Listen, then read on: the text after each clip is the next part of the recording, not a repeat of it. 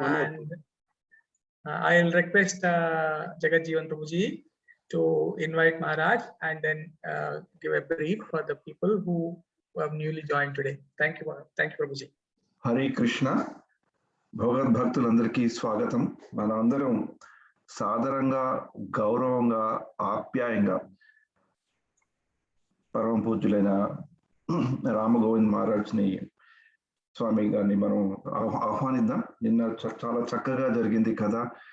పాపాలు చేసాక దాని నుంచి ఎలా మనం రిలీఫ్ పొందాలో దాని గురించి మహారాజ్ చాలా చక్కగా చెప్పారు. ఇవాళ శీర్షిక పాప ప్రతిచర్య నుండి, అంటే పాప నుంచి రియాక్షన్, పాప ప్రతిచర్య నుండి తాను ఎలా రక్షించుకోవాలి అనేది మనకి ఇవాళ మహారాజ్ గారు చెప్తారు. ఎంతో చక్కగా సరళంగా నిన్న చాలా బాగా సాగింది. ఇవాళ కొత్తగా వచ్చిన వాళ్ళ కొరకు ఆయన మహారాజు వారి యొక్క పరిచయం చేసే సౌభాగ్యం నాకు కలిగినందుకు ఎంతో ఆనందంగా ఉంది. పరమ పూజ్యులైన రామ గోవింద స్వామి మహారాజ్ బోత్స్వానా, అంటే మన సౌత్ ఆఫ్రికా కొంచెం నార్త్ దిశలో ఉండే ఒక కంట్రీ, ల్యాండ్ లాక్డ్ కంట్రీ. దాంట్లో అక్కడ 1990 నుంచి ఆయన ఇస్కాన్ సంస్థకి సేవలు అందిస్తున్నారు అనమాట.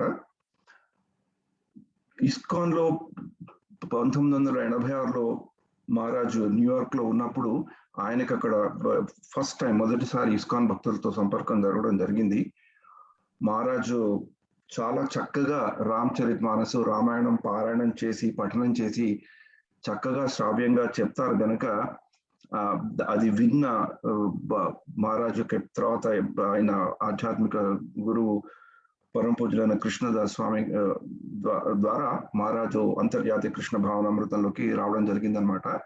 ఒకసారి కృష్ణదాస్ మహారాజ్, పరమ పూజ్యులైన కృష్ణదాస్ మహారాజు వారు భగవద్గీత బోత్స్వానా హిందూ సొసైటీలో భగవద్గీత పారాయణం చేస్తుంటే మహారాజు వినడం జరిగింది, గెబరోన్ అనే సిటీలో.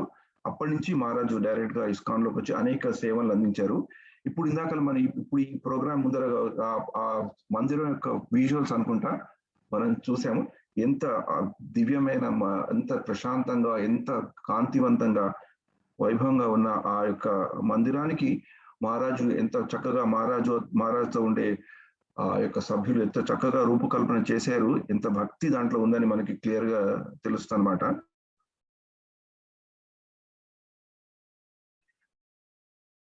మన అంతర్జాతీయ కృష్ణ భావనామృతంలో ఉండటంతో పాటు వాళ్ళు కూడా తెలుగు వాళ్ళు అవ్వటం మనకి చాలా ఆనందంగా ఉంటుంది. అందుకనే మన అందరం ఇవాళ గౌరవంగా మహారాజు యొక్క ఆశీర్వచనాలు తీసుకుంటూ మహారాజుని ఆహ్వానిద్దాం. మహారాజు పూర్వాశ్రమంలో కూడా మహారాజు యొక్క బ్యాక్గ్రౌండ్ చాలా ఇంట్రెస్టింగ్ గా ఉంది.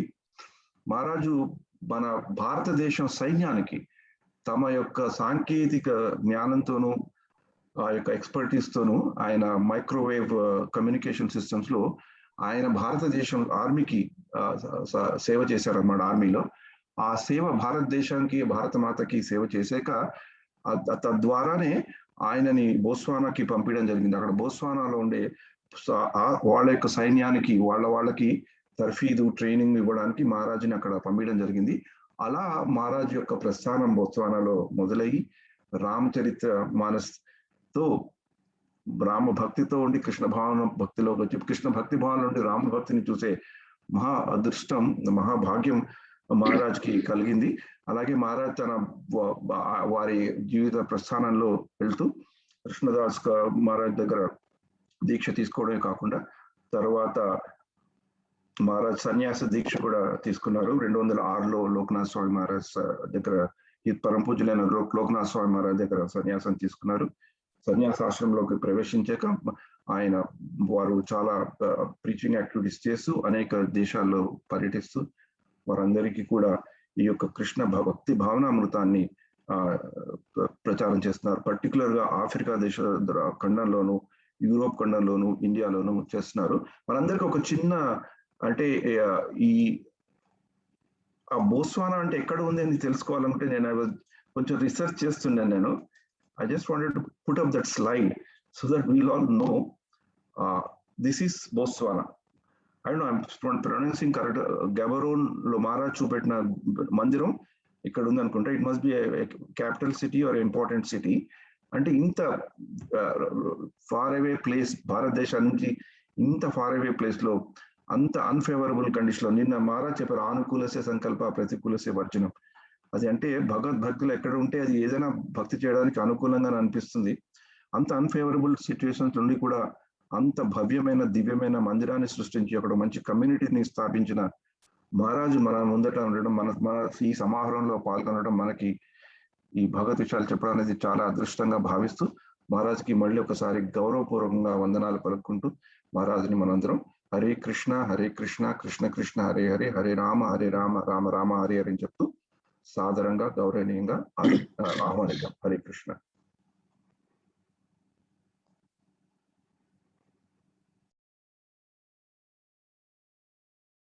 హరే కృష్ణ. మొదలు చేయాలా? Yes, Maharaj. Yes, Maharaj. Yes.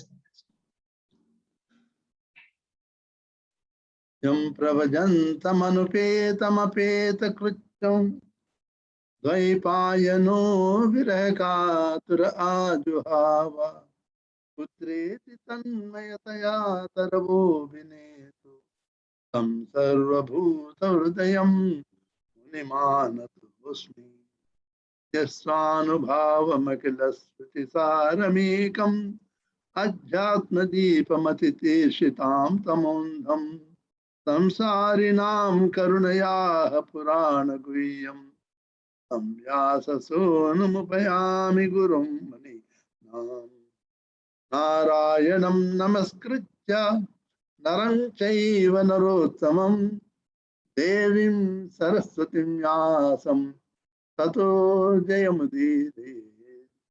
నష్టప్రాయేషు అభద్రేషు నిత్యం భాగవత సేవయా భగవతే ఉత్తమ శ్లోకే భక్తిర్భవతి నైష్టికీ. ఓం నమో భగవతే వాసుదేవాయ. ఓం నమో భగవతే వాసుదేవాయ. ఓం నమో భగవతే వాసుదేవాయ. ఈరోజు శ్రీమద్ భాగవతము 6వ స్కందం 3వ అధ్యాయం 24వ శ్లోకం గురించి చర్చ చేసేది. మనుషుడు ఏ విధంగా తను చేసిన పాప కృత్య కర్మ ఫలితాల నుంచి ముక్తులు కావాలి, దాని గురించి యమరాజు స్వయంగా తన భటులకు చెప్తున్నారు. ఏ విధంగా మనుషులు, జీవుడు తెలుసో తెలియక ఎన్నో పాప కర్మలు చేస్తే అలాంటి కర్మ ఫలాల నుంచి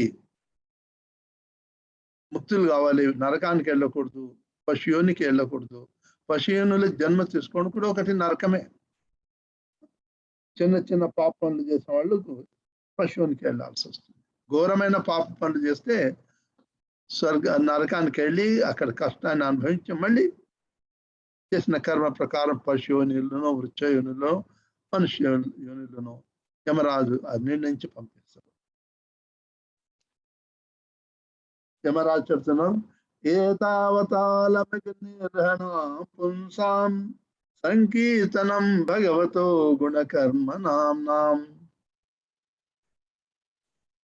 వికృష్య పుత్రమగవాన్ యద్ అజామిలోపి నారాయణే తిర్మయమాణయ్యాయ ముక్తి.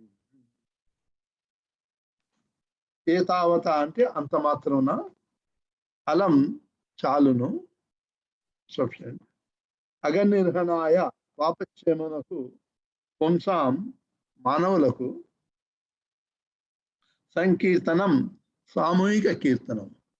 కీర్తన అంటే ఒకరు భగవంతుని గురించి ప్రార్థన చేయడం, కానీ ఎవరైతే ఒక గ్రూప్లో చేస్తామో ఒక్కరిగా లేకుంటే అది సంకీర్తన. సామూహిక సంకీర్తనం భగవత భగవానుని గుణ దివ్య గుణములను, కర్మ నామ్నాం కర్మలు మరియు లీలను అనుసరించినట్టి నామములు, వికృష్ట అపరాధ సహితంగా పిలిచి, పుత్రం తన పుత్రుని, అఘవాన్ పరమపాపి, యత్ కారణమున, అజామిల అపి అజామిలుడును, నారాయణ నారాయణ నామము, ఇది ఈ రీతిని మ్రియమాణ మరణించుచు ఈ ఆయా పొందెను ముక్తి మోక్షము.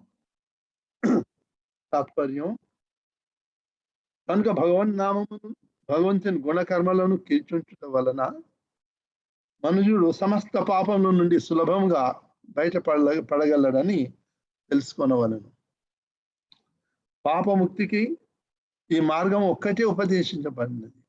ఎవడేని హరినామమును చక్కగా ఉచ్చరింపకపోయినప్పటికీ అది అపరాధం రహితమైనచో భవబంధ విముక్తిని పడియగలదు. ఉదాహరణకు అజామిళుడు పరమ పాపి అయినను మరణ సమయమున భగవన్నామమును ఉచ్చరించను. అది పుత్రుని పిలుచుటకే అయినను అతడు నారాయణ నామమును స్మరించినంద అందులో మోక్షము పడిచెను. భాష్యం, వీళ్ళ ప్రభుపాదుల వారు భాష్యం రాస్తున్నారు. హరినామ సంకీర్తన చేసినంత మాత్రమున అది పూర్తిగా అపరాధ రహితము కాకపోయినను మనుజుడు ముక్తుడు అగునని రఘునాథ గోస్వామి యొక్క తండ్రి సభలో హరిదాస ఠాకూర్లు ధృవపరిచాను. మనిషి ఆ రీతి ముక్తి నొందుటను స్మార్త బ్రాహ్మణులు మాయావాదులు విశ్వసింపకపోయినను హరిదాస ఠాకూర్ పలుకులోని సత్యము శ్రీమద్ భాగవతంలోని పలు వాక్యములచే సమర్థించబడినది. ఉదాహరణకు ఈ శ్లోకమును వ్యాఖ్యానించిన శ్రీధర్ స్వామి ఈ క్రింది విషయమును దృష్టాంతంగా చెప్పారు. సాయం ప్రాతన్ రుణన్ భక్త్యా దుఃఖ గ్రామాద్ విముచ్యతే. భక్తితో భగవన్నామమును ఉదయ సంధ్యల యందు కీర్తించినచో మనుజుడు సమస్త దుఃఖముల నుండి బయటపడగలడు. భగవన్నామమును అనుదినము గొప్ప ఆదరంతో వినినచో మనుషుడు ముక్తి నొందగలడని అనుమిదం ఆదరేణ శృణ్వన్ ఇంకొక వాక్యం ధృవపరుచున్నది. ఈ విషయంనే మరొక శ్లోకం ఇట్లున్నది. శ్రవణం కీర్తనం ధ్యానం హరేరద్భుత కర్మణ జన్మ కర్మ గుణానాం చ తదర్థే అఖిల చేష్టతం. శ్రీకృష్ణుని అసాధారణమగు అద్భుత కర్మలని మనుజుడు సతతం కీర్తించుచు వినుచు ధ్యానించుచు ఆ దేవదేవుని ప్రసన్నుని చేయుటకు యత్నించవలను. శ్రీధర స్వామి కూడా పురాణముల నుండి ఉదహరించుచు పాపశ్చయతి భవిత స్మరతాంతం అహర్నిశం అనేది. అహర్నిశము భగవత్పాద పద్మములను తలిచినంత మాత్రం మనుజుడు సమస్త పాపముల నుండి విముక్తుడు అగునని దాని భావం. శ్రీమద్ భాగవతము 6వ స్కంధం 3వ అధ్యాయం 31 యందు అయినా ఇంకను ఇట్లా ఉద్ధరించింది. తస్మా సంకీర్తనం విష్ణు జగన్మంగళమహంసాం మాతామపి కౌరవ్యం విద్యైకాంతిక నిష్కృతం. శ్రీకృష్ణుని నామ యశోరూప కర్మల శ్రవణ కీర్తములందు నిరంతరము నెలకొని ఉండువాడు మోక్షమును బడియగలడని ఈ ఉదాహరణలన్నీ నిరూపించుతున్నాయి. ఏతావతాళమగ నిర్వహణాం పుంసాం అని శ్లోకంలో తెలుపబడినట్లు కృష్ణనామమును ఉచ్చరించినంత మాత్రమున మనుజుడు సమస్త పాపముల నుండి బయటపడగలడు.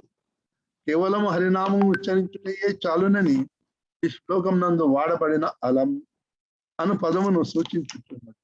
ఈ పదమును అనేక భావములతో ఉపయోగించుట జరుగుతుంది.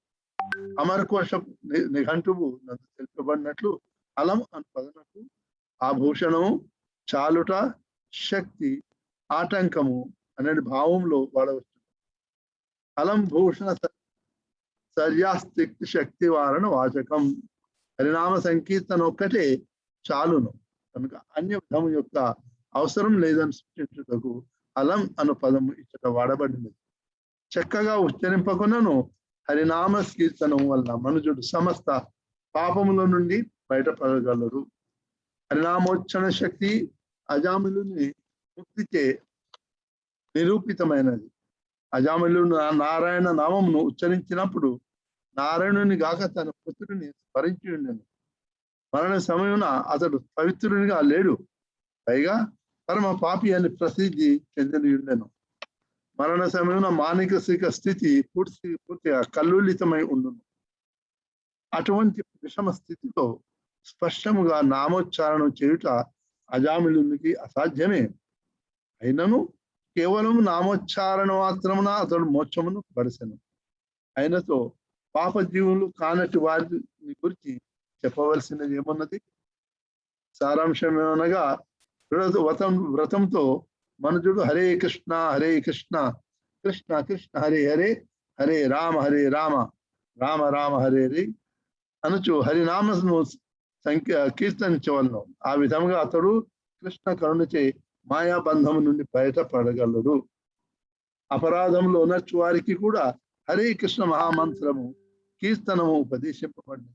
ఎలా అనగా వారు నామ సంకీర్తనను కొనసాగించినచో క్రమముగా అపరాధ రహితం కీర్తనమునకు రాగలరు. అట్టి అపరాధ రహితముకు నామ సంకీర్తము కృష్ణ ప్రేమను వృద్ధి చేయగలదు. ప్రేమాపు మార్తో మహన్ అని శ్రీ చైతన్య మహాప్రభు తెలిపి శ్రీకృష్ణుని ఎడ అనురాగము ప్రేమను వృద్ధి కావించుకుంటాయే మనిషి యొక్క ముఖ్య కార్యము కావలేదు. ఈ విషయమున శ్రీల విశ్వనాథ చక్రవర్తి ఠాకూర్లు శ్రీమద్ భాగవతం నుండి ఈ క్రింది శ్లోకమును ఉదహరించారు. ఏవం ధర్మై మనుష్యాణ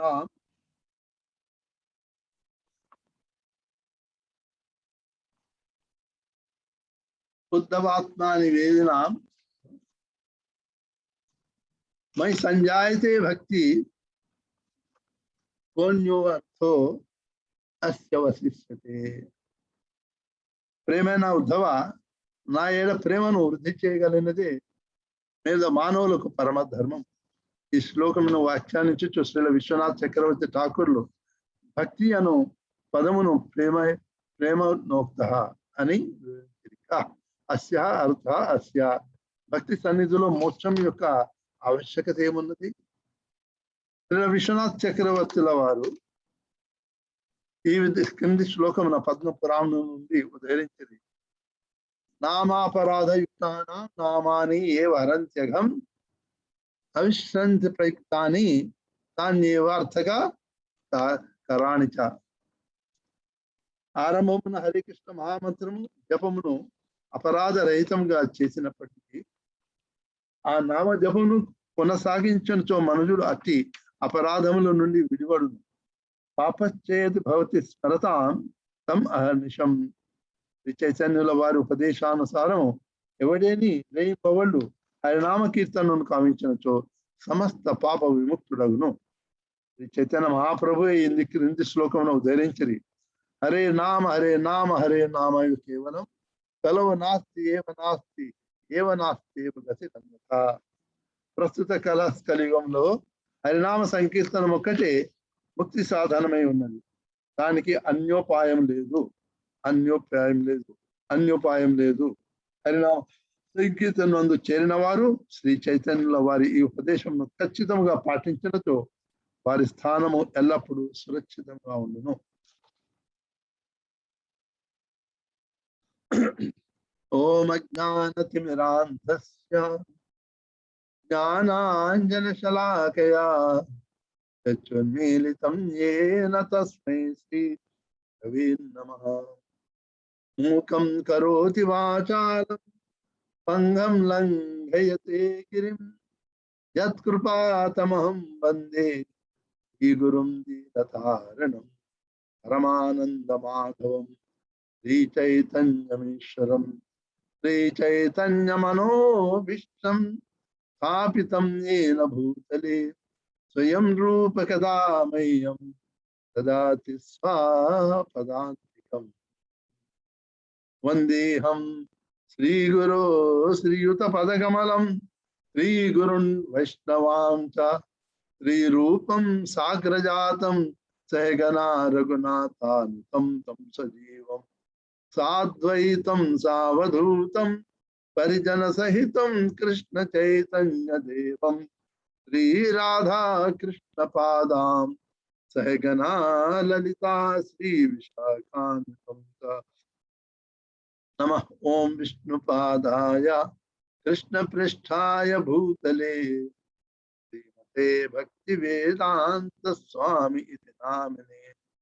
నమస్తే సారస్వతి దేవే గౌరవాణి ప్రచారిణి నిర్విశేష శూన్యవాది పాశ్చాత్య దేశతారిణి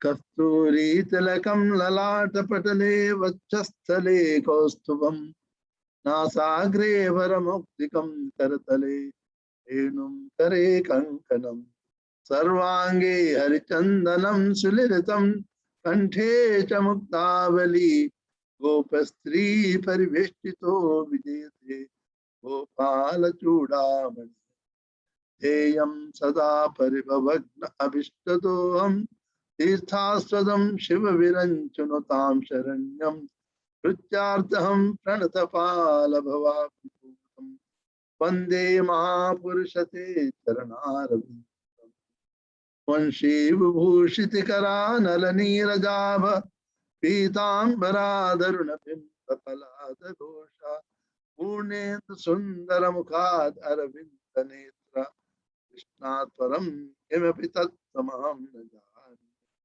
వాంఛకల్పతరుభ్యశ్చ కృపా సింధుభ్యేవ చ పతితానాం పావనేభ్యో వైష్ణవేభ్యో నమో నమః. జయ శ్రీ కృష్ణ చైతన్య ప్రభు నిత్యానంద శ్రీ అద్వైత గదాధర శ్రీవాసాది గౌర భక్త వృంద. హరే కృష్ణ కృష్ణ కృష్ణ హరే హరే హరే రామ రామ రామ హరే హరే. సమస్త భక్తులకు హరే కృష్ణ. సాయంకాలము సత్సంగంలో స్వాగతం, అభినందన. అభినందన ఎందుకంటే అందరికీ సత్సంగంలో భాగం పాల్గొనేందుకు అందరికి అవకాశం ఉంది. ఎవరో భగవంతుని ఆశీర్వాదం, వైష్ణవుల ఆశీర్వాదం, అతని భాగ్యం వల్లనే సత్సంగంలో పాల్గొనే అవకాశం ఉంది. అందుకని భాగ్యవంతులు అంటున్నాం. హరిభక్తుల సాంగత్యం ఒక భాగ్యం. ఈరోజు చేసే ప్రసంగంలో ఏతావతాళమగ నిర్వహణాయ పుంసాం సంకీర్తనం భగవతో గుణకర్ణనాంనాం వికృష్య పుత్రమఘవాన్ యజమాన్యోపి నారాయణీతమయమానం యాయముక్తి. యమరాజు తన యమ భటులకు ఉపదేశిస్తున్నాడు. వైష్ణవుల యొక్క వాళ్ళ ఖ్యాతి ఏంటి, వాళ్ళ ప్రభావం ఏంటి వైష్ణవులు. ఎప్పుడో అజామిళుని తీసుకురావడానికి, మహాపాపి అయిన అజామిళుని వాడిని జీవిని తీసుకురావడానికి యమ భటులు వెళితే, యమ భటులను చూసిన ఆ భయంతో అజామిళుడు తన చిన్న కుమారుని 2 సంవత్సరాల కొద్దిగా పైకుందంటే బయట ఆడుకుంటుంటే అతని ప్రేమతోటి తన కొడుకుని పిలిచాడు, నారాయణ నారాయణ అని. వెంబడే కొడితే అప్పుడు నారాయణని పిలిచేప్పుడు అతని మనస్సు కేవలం పొత్తుని పైన ఉంది, కేవలం నామాన్ని స్మరణ పైన ఉంది అంతే. అందువల్ల వెంబడే కేవలం వేరే మిథ్యా భాష అక్కడ భావన ఎక్కడ లేకుండా కేవలం ధ్యానంతో నారాయణని పిలుస్తున్నాడు కనుక వెంబడి విష్ణు పార్షదులు కూడా వచ్చారు. అక్కడైన సంవాదంతో యమ భటులను ఇక్కడి నుంచి ఎలగొట్టారు. ఈ జీవుడు మీ అధికారం లేడు, ఈ వైష్ణవుడు మా అధికారంలో ఉన్నాడు, సమస్త పాపాల నుంచి తోడయ్యాడు కనుక మా అధికారంలో ఉన్నాడు, వెళ్ళిపోయాడు. ఎప్పుడైతే యమ భటులు యమరాజు దగ్గరికి వచ్చి ఈ విశ్వంలో ఇంతవరకు ప్రతి జీవిని యొక్క అంతిమ సమయంలో అతని జీవునికి ఒక అధికారం కేవలం యమరాజు మీ ఒక్కరికి అనుకున్నాము, కానీ ఈ రోజులో ఎంతమంది అధికారులు ఉన్నారు. యమరాజు అంటే ఏమైంది అంటే, మేము వెళ్ళాము ఆ జామిళుని ప్రాణం తీసుకురావడానికి, ఆత్మను తీసుకొచ్చి మీకు ఈ అవలోకంలో దండించడానికి తీసుకురావడానికి వెళ్ళాము. కానీ అక్కడ 4 దివ్య తేజస్సులు మమ్మల్ని చూసి భయపడి అజామిళుడు నారాయణ అని తన కొడుకు పిలిచాడు. అంతలో 4 చాలా దివ్య తేజస్సులో ఉన్న వాళ్ళు వచ్చారు. ఎవరు అని అడిగితే మేము విష్ణు పార్షదులు అని చెప్పారు. వాళ్ళు మనను అతని జీవిని అజామిళ యొక్క ప్రాణాన్ని బయటికి తీయడానికి మాకు అనుమతించలేదు, మమ్మల్ని ఎల్లగొట్టారు. మేము ఇంతవరకు మీరే అందరికైనా పెద్ద అనుకున్నాం, కానీ మీకన్నా ఇంకెవరైనా అధికారులు ఉన్నారంటే అప్పుడు యమరాజు చాలా సంతోషించాడు. కనీసం తన భటులు శ్రీమద్ పరబ్రహ్మ అయిన నారాయణ అని పేరు తీసుకున్నాడు. ఏదో విధంగా సరే పేరు తీసుకున్నాడు.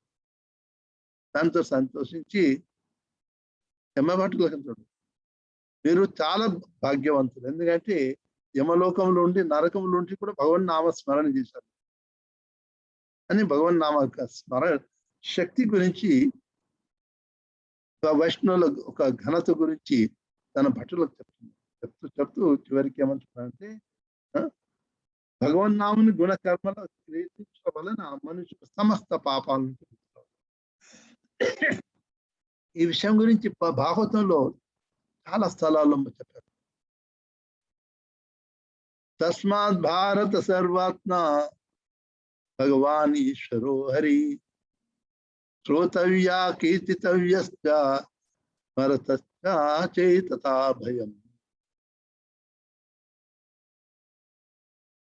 సుఖదేవ్ గోస్వామి గారు చెప్తారు, తస్మాత్ భారత సర్వాత్మ, భారత అంటే పరిచిత్ మహారాజును అడ్రస్ చేస్తూ చెప్తాడు అంటే, ఈ సర్వాత్మ అంత సమస్త జీవుల యొక్క పరమాత్మ స్వరూపం ఉన్న ఆ పరబ్రహ్మ అతని సర్వాత్మ కనుక అతడు ఈ భౌతిక ప్రపంచం నుంచి భయయుక్తమైనది. భయం ఏంటి? జన్మ మృత్యు జరా వ్యాధి అనే కష్టాలు ఉన్నాయి. ఈ సమస్త కష్టాల నుంచి ముక్తి చెంది భయరహితుడు కావడాలంటే ఏం చేయాలంటే, శ్రోతవ్య భగవంతుని యొక్క నామ రూప గుణాల గురించి వినాలి.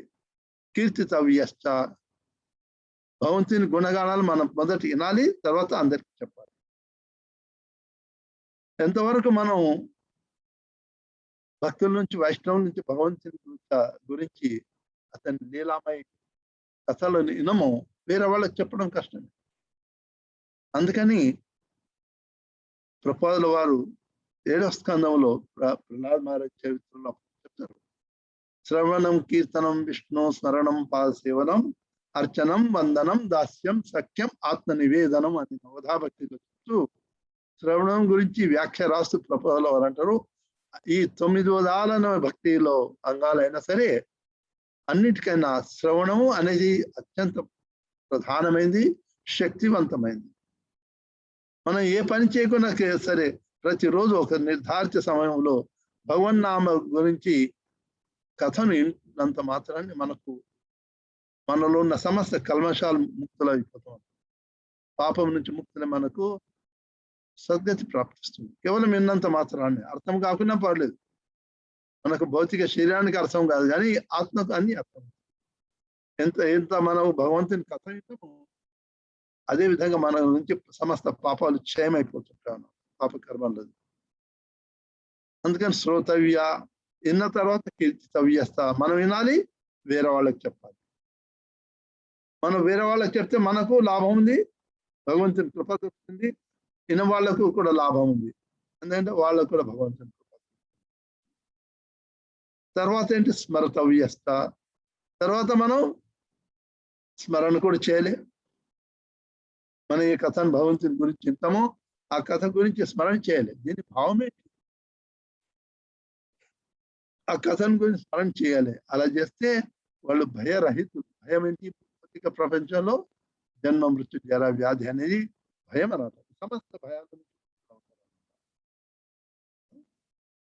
అందుకని గోవిందదాసుడు రాశారు కదా భజన, భజౌరే మన శ్రీనందనందన అభయ చరణరావిందరే. నందనందన్ శ్రీకృష్ణు యొక్క భజన చేస్తే అభయులు అయిపోతారు అన్నారు. అవనంటే భయం నుంచి ముక్తులవుతారు. భగవన్నామ స్మరణలో ఇది ఒక శక్తి, మహాశక్తి ఉన్నారు. అందువల్లే యమరాజు కేవలం భగవంతుని గుణకర్మలను కీర్తించుట, గుణకర్మలు, నామ రూప గుణకర్మ, భగవంతుని యొక్క నామాన్ని, భగవంతుని యొక్క రూప వర్ణాన్ని కూడా చేయాలి. అందుకని భాగవతంలో 3వ స్కందంలో 4వ ప్రతి స్కందంలో కూడా ఎక్కడైతే భగవంతుని దర్శనమైంది, భగవంతుని గుణం ఉందో మొత్తము ప్రతి ఒక్క గుణాన్ని గురించి భగవంతుని దర్శనమైంది, భగవంతుడు ఎలా ఉన్నాడు అతని కళ్ళు ఎలా ఉంది, నాసిక ఎలా ఉంది, ముఖం ఎలా ఉంది, శిరస్సు పైన అతని ఎంట్రుకలు ఎలా ఉన్నాయి, ఆభూషణాలు ఎలా ఉన్నాయి, వక్షస్థలం ఎలా ఉంది, ప్రతి ఒక్క అంగం గురించి వర్ణిస్తారు. అన్నట్టు భగవంతుని రూపాన్ని ఎంత మనం వివరంగా వర్ణించి ఉంటామో అదే విధంగా మనకు సమస్త పాపాల నుంచి పోతాయి. అందుకని భగవంతుని నామ రూప గుణకరం. భగవంతుని నామం గురించి శక్తి ఉంది, రూపం గురించి కూడా శక్తి ఉంది, వర్ణించాలి. భగవంతుని గుణాలేంటి? భగవంతునికి ఎలాంటి గుణం లేదు, ఒక్కటే గుణం. భగవంతుని నిర్గుణ అంటామా లేదా మనం? నిరాకార నిర్గుణ పరమాత్మ. నిరాకారం అంటే ఏంటి? మాయావాదులు అంటే ఆకారం లేదు. ఈ హరే కృష్ణ వాళ్ళు ఏంటి ఆకారాన్ని పూజిస్తున్నారు. ఆ నిరాకారం అంటే ఆకారం రహితమే, కానీ దాని అర్థం లేదు. మన ఆకారము భౌతిక రూపం. మనం పంచభూతాలతో తయారు చేయబడిన ఈ శరీరం పంచభూతాత్మకం. ఆకారం ఉంది, భౌతిక ఆకారం పంచభూతాత్మకం కనుక. కానీ భగవంతుని శరీరం పంచభూతాలతో చేసింది కాదు, చిన్మయత్వం. అది భగవంతుని ఆత్మకు భగవంతుని శరీరానికి భేదం లేదన్న. భగవంతుని ఆత్మ చిన్మయమే. చిన్మయం అంటే చేతనామయం అన్నారు. అండ్ భగవంతుని శరీరం కూడా చేతనామయమే. భగవంతుని శరీరానికి ఆత్మలో భేదం లేదు. కానీ మనకేంటి?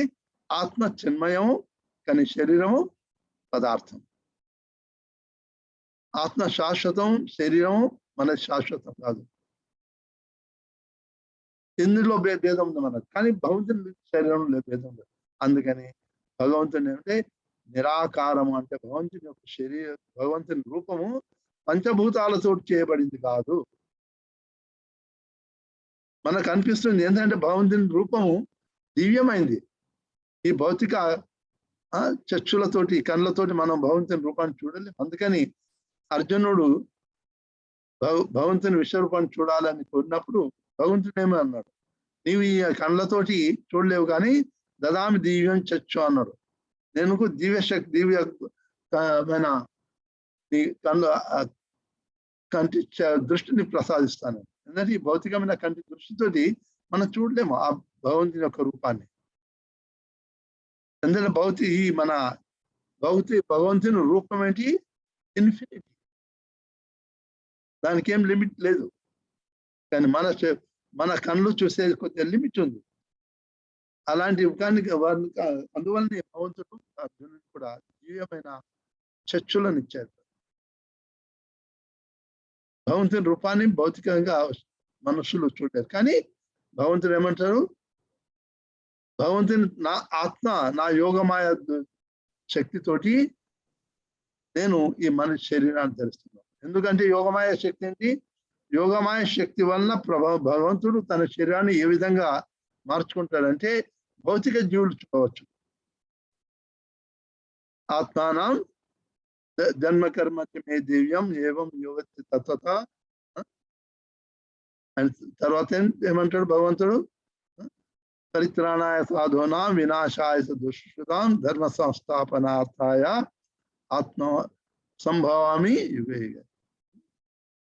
యదా యదా ధర్మస్య గ్లానిర్భవతి భారత అభ్యుత్థానాం అధర్మస్య తదాత్మానాం సృజామ్యహం.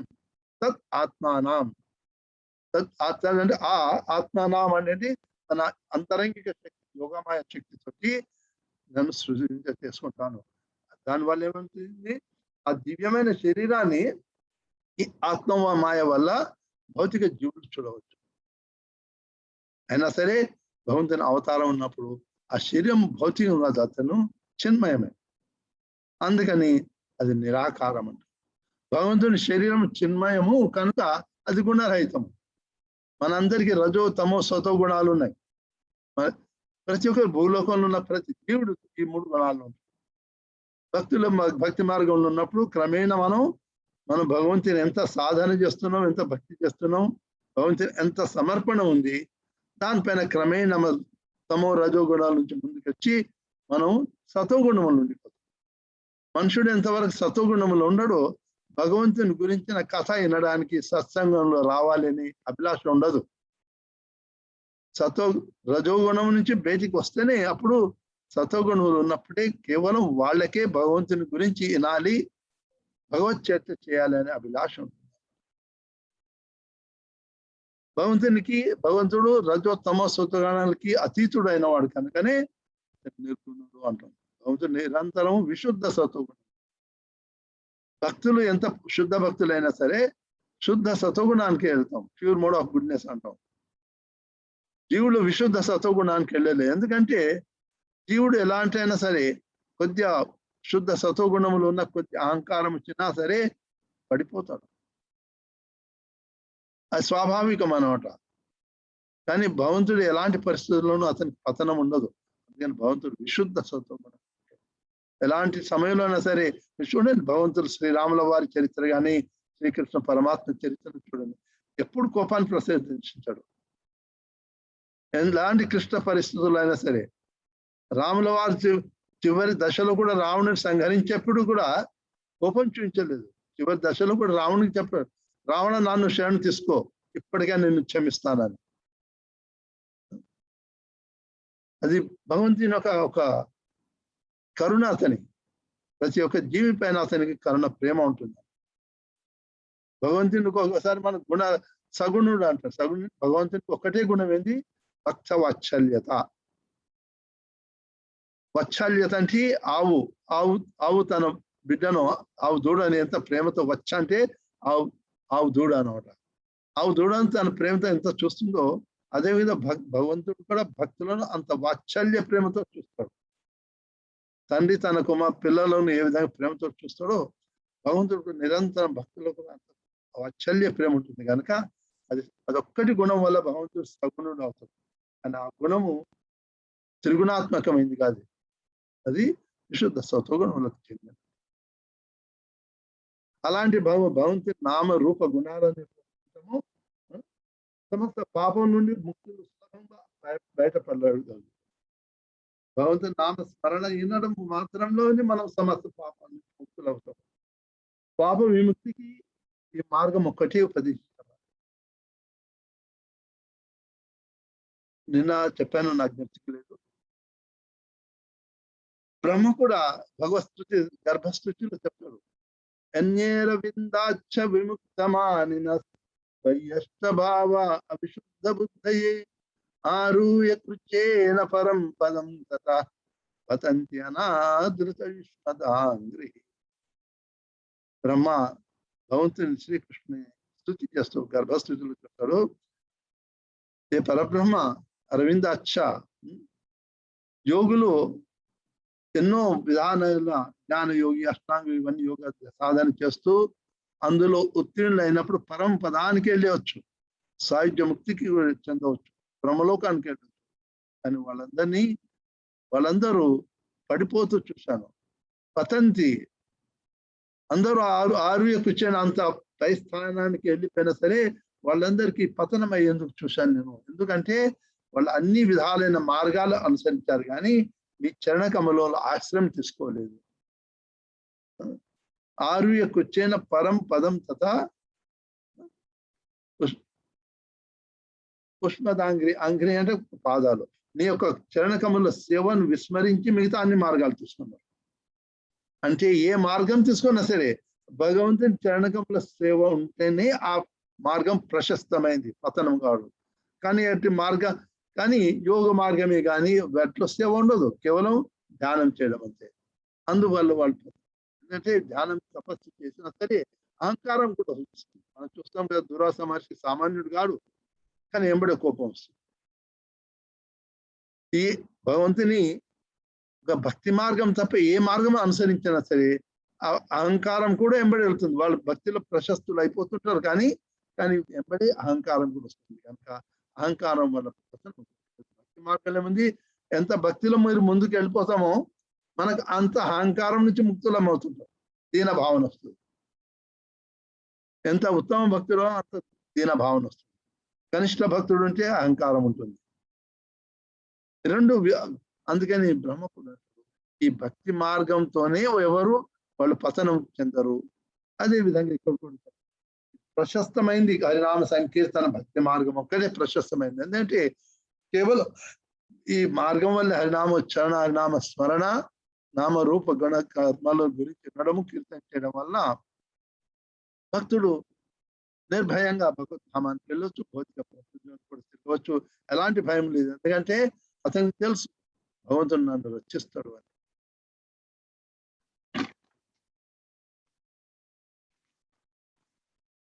దాని గురించి శ్రీధర స్వామి, మీరు అందరికి తెలుసు అనుకుంటారు. శ్రీధర స్వామి చైతన్య మహాప్రభు కన్నా చాలా కొంత వందల సంవత్సరాల క్రితం ఉన్నాడు అతను. అతని భాగవతం పైన వ్యాఖ్య అథారిటీ. చైతన్య మహాప్రభు కూడా చెప్పారు, శ్రీధర స్వామి కామెంటరీ ఇస్ ద బెస్ట్. మనం విశ్వనాథ్ చక్రవర్తి ఠాకూర్ అందరి కామెంటరీ బాగుంది, కానీ శ్రీధర స్వామి మహారాజ్ కామెంటరీ, విశ్వనాథ్ చక్రవర్తి ఠాకూర్ల వారి కామెంట్ కొద్దిగా వేరే భావన, ఒక్కొక్క భక్తుడు ఒక్కొక్క భావనలు. శ్రీధర స్వామి వారు చెప్పే అతను కూడా వ్యాఖ్య చేస్తూ, సాయం ప్రథమ తృణాన్ భక్త దుఃఖ గ్రామాత్ విముచ్యతే. భక్తితో భగవన్నామమును ఉదయ సంధ్యలందు కీర్తించనచో మనుషుడు సమస్త దుఃఖం నుండి బయటపడగలడు. అందువల్ల మనం ఉదయం ప్రాతకాలం లేస్తూనే మనం భగవన్నామాన్ని జపించాలి. దయచేసి వర్షిపుల బుక్ లో కూడా రాశారు, మొదట మనం ప్రాతకాలం లేస్తూనే ఏంటి, మన కాళ్ళు భూమి పైన తగిలక ముందే మొదట మనం గురు మంత్రాన్ని జపించాలి, గురువు ప్రణామం చేయాలి. తర్వాత మన ఆచార్యులకు ప్రణామం చేస్తూ భగవన్నామాన్ని జపించాలి, హరికృష్ణ మంత్రం జపిస్తూ రాధా గోవింద అందరు వీళ్ళందరూ స్మరణ చేస్తూ ఆచార్యులు సమస్త స్మరణ చేస్తూ చివరికి భూమాతకు ప్రణామం చేస్తూ సముద్రవసనే దేవి పర్వస్తనం అంటే విష్ణుపత్ని నమస్తుభ్యం పాదస్పర్శం చమస్వమే అని చేస్తూ అప్పుడు మన కాళ్ళు భూమి పైన పెట్టాలి. భూదేవి భగవంతుడు శ్రీహరి యొక్క ద్వితీయ భార్య, శ్రీదేవి భూదేవి ఇద్దరు. మనం దక్షిణ ఇండియా మన భారతంలో దక్షిణ దేశంలో ఎక్కడ విష్ణు టెంపుల్ వెళ్ళినా సరే, బాలాజీ టెంపుల్ కానీ కింద చూడండి శ్రీ అండ్ భూశక్తులు ఉంటారు, వాళ్ళ మూర్తి కూడా చిన్నగా. అందుకని మొదట ప్రణామం చేయాలి. అదేవిధంగా మనం నిద్రపోయే ముందు కూడా మొత్తం గురువును, పరమ గురువును, శ్రీ భగవంతుని వీళ్ళందరూ స్మరణ చేసి మనం నిద్రపోవాలి. ఎప్పుడైతే భగవంతుని స్మరణ చేస్తామో, హరినామాన్ని ఒక్కసారి జపించి నిద్రపోతామో, నిద్రపోయినాక మన ఆత్మ ఆ భగవన్నామాన్ని జపిస్తుంటుంది. మనం నిద్రపోయేప్పుడు మనం జపిస్తున్నామా లేదా ఎలా తెలుసుకుంటాం? ఎప్పుడైతే నేను ఉదయం లేస్తున్నా నాకు హరినామానికి జ్ఞప్తికి వస్తుందో అంటే నేను నిద్రపోయినా సరే నా ఆత్మ నిరంతరం భగవన్నామ స్మరణ చేస్తున్నాను. ఒకవేళ ఉదయం లేచినప్పుడు మనకు భగవన్నామానికి జ్ఞప్తికి రాలేదు, ఛాయ్ అంటే మనం ఇస్కాన్లో ఛాయ్ తాగాం కానీ ఇంకా వేరే జ్ఞప్తికి వచ్చిందంటే నేను నిద్రపోయాను, ఆత్మ కూడా నిద్రపోయాను. అందుకని ఇక్కడ శ్రీధర స్వాముల వారు కూడా సాయం ప్రాత స్మరణ భక్తి, ఎవరైతే ఉదయం సాయంకాలము భగవన్ నామాన్ని జపిస్తారు వాళ్ళు సమస్త భక్తుల భయాల నుంచి విముక్తులు అవుతారు. అదేవిధంగా శ్రవణం కీర్తనం ధ్యానం హరే అద్భుత కర్మణ జన్మ కర్మ గుణానాంత తదర్థే అఖిల చేష్టితం అని 11వ స్కందంలో 3వ అధ్యాయంలో చెప్పారు. ఇది ప్రబుద్ధ మహర్షి నవయోగేంద్రులు కథన్ ప్రబుద్ధుడు అని. ఎప్పుడైతే నిమి మహారాజు ఈ మాయా ప్రభావం, మాయాశక్తి, భగవంతుడి శక్తి అత్యంత ప్రబలమైంది, ఈ మాయాశక్తి యొక్క ప్రభావం నుంచి ముక్తులు కావాలంటే మనుషుడు ఏం చేయాలి అన్నప్పుడు శ్రవణం కీర్తనం ధ్యానం అంటే ఆ మాయ నుంచి ముక్తులు కావాలంటే శ్రీకృష్ణుని అసాధారణమైన అద్భుత కర్మలను సతతం కీర్తించుచు వినుచు ధ్యానించుచు ఆ దేవదేవుని ప్రసిద్ధి చేయడానికి ప్రయత్నించు. ఎప్పుడైతే మనం భగవంతుని స్మరణ చేస్తామో మాయ మన నుంచి దూరం. మన మనస్సు నేనేం చేయాలని నేను ఖాళీగా అసాధ్యం కాదు. మనసు భగవంతుని స్మరణ చేస్తుంది, కాదు మాయా స్మరణ చేస్తుంది. ఈ రెండిట్లో ఏదో ఒకటి మనస్సు చింతన చేస్తూ ఉంటుంది. మాయ గురించి చింతన చేసినప్పుడు మనం జన్మ ముక్తిలో బంధనం అయిపోతాం. కానీ భగవన్నామాన్ని గురించి, భగవంతుని యొక్క లీలా గురించి స్మరణ చేసాము భవబంధం నుంచి ముక్తులము. ఒకటి బంధనానికి కారణం, ఇంకోటి ముక్తికి కారణం అంతే. అందువల్ల ఏదో ఉపాయంతో నిరంతరం భగవంతుని గురించి స్మరణ చేస్తుండాలని ఆచార్యులు ప్రబుద్ధ మహర్షి కూడా చెప్తున్నారు. శ్రీధర్ స్వామి కూడా వేరే పురాణం నుంచి కోట్ చేస్తూ ఇదే విధంలో ఇదే అధ్యాయంలో 6 అధ్యాయంలో యమరాజు అందరికి చెప్తూ మొత్తం ఉపదేశం ఇచ్చినాక తన భటులకు చెప్తారు. తస్మాత్ సంకీర్తన విష్ణు జగన్మంగళ మహంసాం కర్తవ్యం నిష్కృతం. హరినామ సంకీర్తన యొక్క ప్రభావాన్ని గురించి యమరాజు చెప్తున్నాడు. శ్రీకృష్ణుని నామ యశోరూప కర్మల శ్రవణ కీర్తులందు నిరంతరము నెలకొండి ఉండువాడు మోక్షమును పడేయగలడు అని యమరాజు స్వయంగా చెప్తున్నాడు. అంటే యమరాజు ఏంటి? మహాజన్. తెలుసు కదా, 12 మంది మహాజనులు ఉన్నారు. వాళ్ళకి ధర్మం యొక్క రహస్యాలు తెలుసు. అందులో ఆ 12 మహాజనులలో ఈ యమరాజు కూడా ఒకడు. సమస్త ధర్మం యొక్క రహస్యాలు అందరికి తెలియదు. ధర్మం అందరం ధర్మం ధర్మం అంటాం, కానీ ధర్మం అంటే ఏంటి? భాగవతం ప్రారంభంలోనే ప్రథమ స్కందం 2వ అధ్యాయంలో 6వ శ్లోకంలో భాగవతం చెప్పే ముందు మొదట ధర్మాన్ని గురించి వ్యాఖ్యానించారు. ఎందుకంటే అంతవరకు మనం ధర్మం ఏంటి అనే అర్థం కాదు, అంతవరకు భాగవతం ఎలా అర్థం చేసుకుంటాం?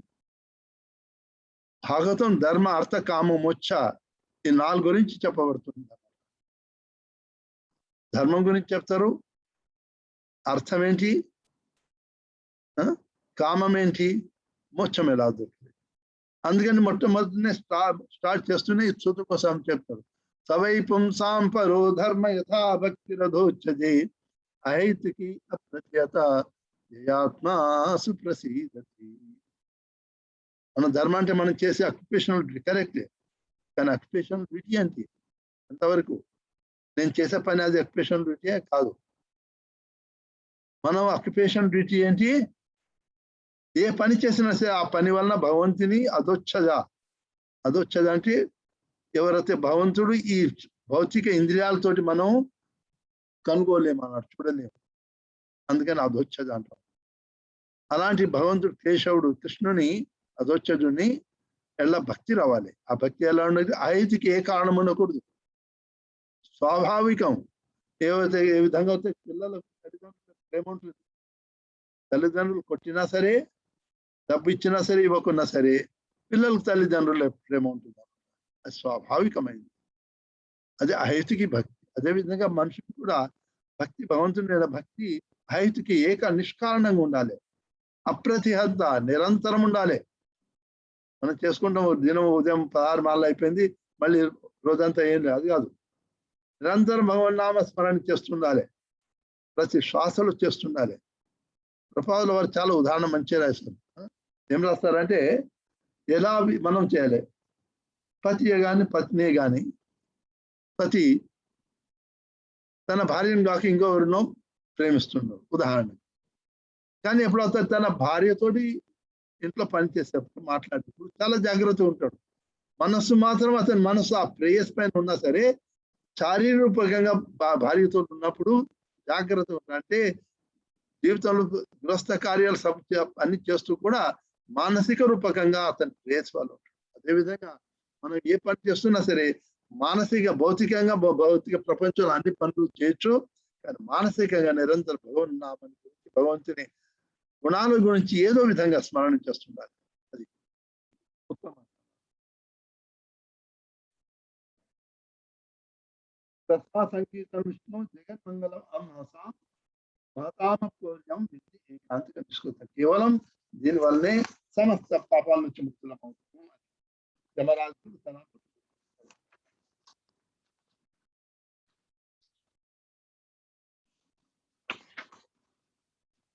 హరినామోచ్చారణ శక్తి అజాములునికి ముక్తిగా నిరూపితమైంది. చెప్పాను కదా మొదటి, అజాములుని యమరాజు భక్తులు తీసుకోవడానికి వచ్చినప్పుడు కేవలం నారాయణ అని పిలుస్తాడు. అది శుద్ధనామం కాదు, నామాభాస అంటాం. ఆ భాష అంటే ఛాయారూపకం.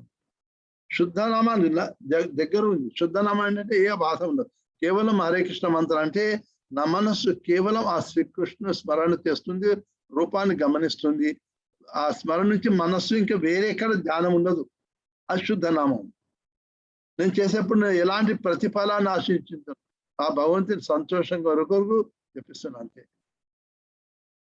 కానీ ఇక్కడ అజామిళుడు కేవలం నారాయణ అన్నాడు, కానీ ఆ భగవంతుడి కొరకు కాదు, కేవలం అతని కొడుకు కొరకు. కానీ శుద్ధంగా ఆ నారాయణ అనే శబ్దం పైన ఉంది మనస్సు కనుక అది నామ భాష. ఆ భాష అంటే ఛాయ రూపకమైన భగవన్ నామాన్ని తీసుకోవడం. అందువల్ల కేవలం భగవంతుని నామ స్మరణ వల్లనే అజామిళుడు యమరాజ్ పాశం నుంచి ముక్తులైపోయారు. తర్వాత అతను హరిద్వార్కి వెళ్ళి 10వ స్కందాన్ని పాఠనం చేస్తూ భగవద్ధామానికి. అది వేరే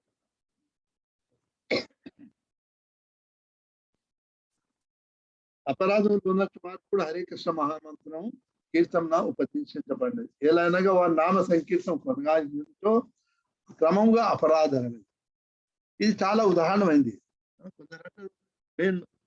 నేను జపం చేస్తే నాకు మనసు మంచిగా కరెక్ట్. ఎందుకంటే మనం ఏదో ఎన్నో జన్మల నుంచి చేసిన కర్మ ఫలితంగా కొన్నిసార్లు తెలుసో తెలియక వైష్ణవ అపరాధం చేస్తుంటాం కనుక పరిణామం చేయడానికి మనసు. కానీ అలాంటి దానికి మందు ఏంటి? రూపగోస్వామి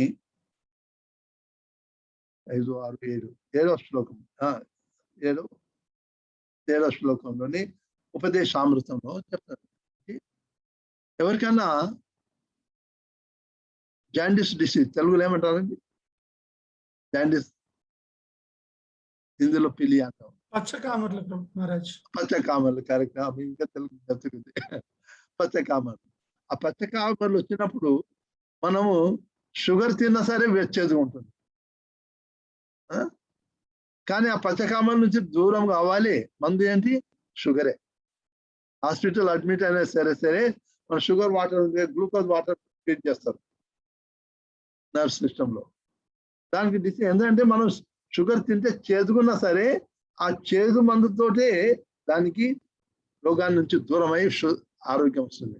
అదే విధంగా మనం భగవంతుని నామం జపించాలంటే ఇష్టం ఉండదు, అసహ్యంగా ఉంటుంది. కానీ అలాంటి ఐచ్ఛంగా అసహ్యంగా దాని కొరకు ఆ గుణాన్ని నుంచి ముక్తులు కావాలంటే హరినామానే జపించాలి. హరినామం జపాన్ని దానికి మందు. క్రమేణా మనం ఆ హరినామం జపించడానికి మనస్సు ఒప్పుతున్నారు. మనస్సు అంటే అర్థం ఏంటంటే హరినామాన్ని జపించినప్పుడు మనస్సు లేకున్నా సరే హరినామాన్ని నిరంతరం జపిస్తుంటే ఆ భగవంతుని కృప వల్ల ఇంద్రియాలు శుద్ధై హరినామాన్ని జపించడానికి అర్థం చేసుకునే శక్తి భగవంతుడు మనకు ప్రసాదిస్తాడు అని. నామాపరతానాం నామన్యేవ హరణ్యఘం అవిశ్రాంతి ప్రయుక్తాన్ని తాన్నే దారిని.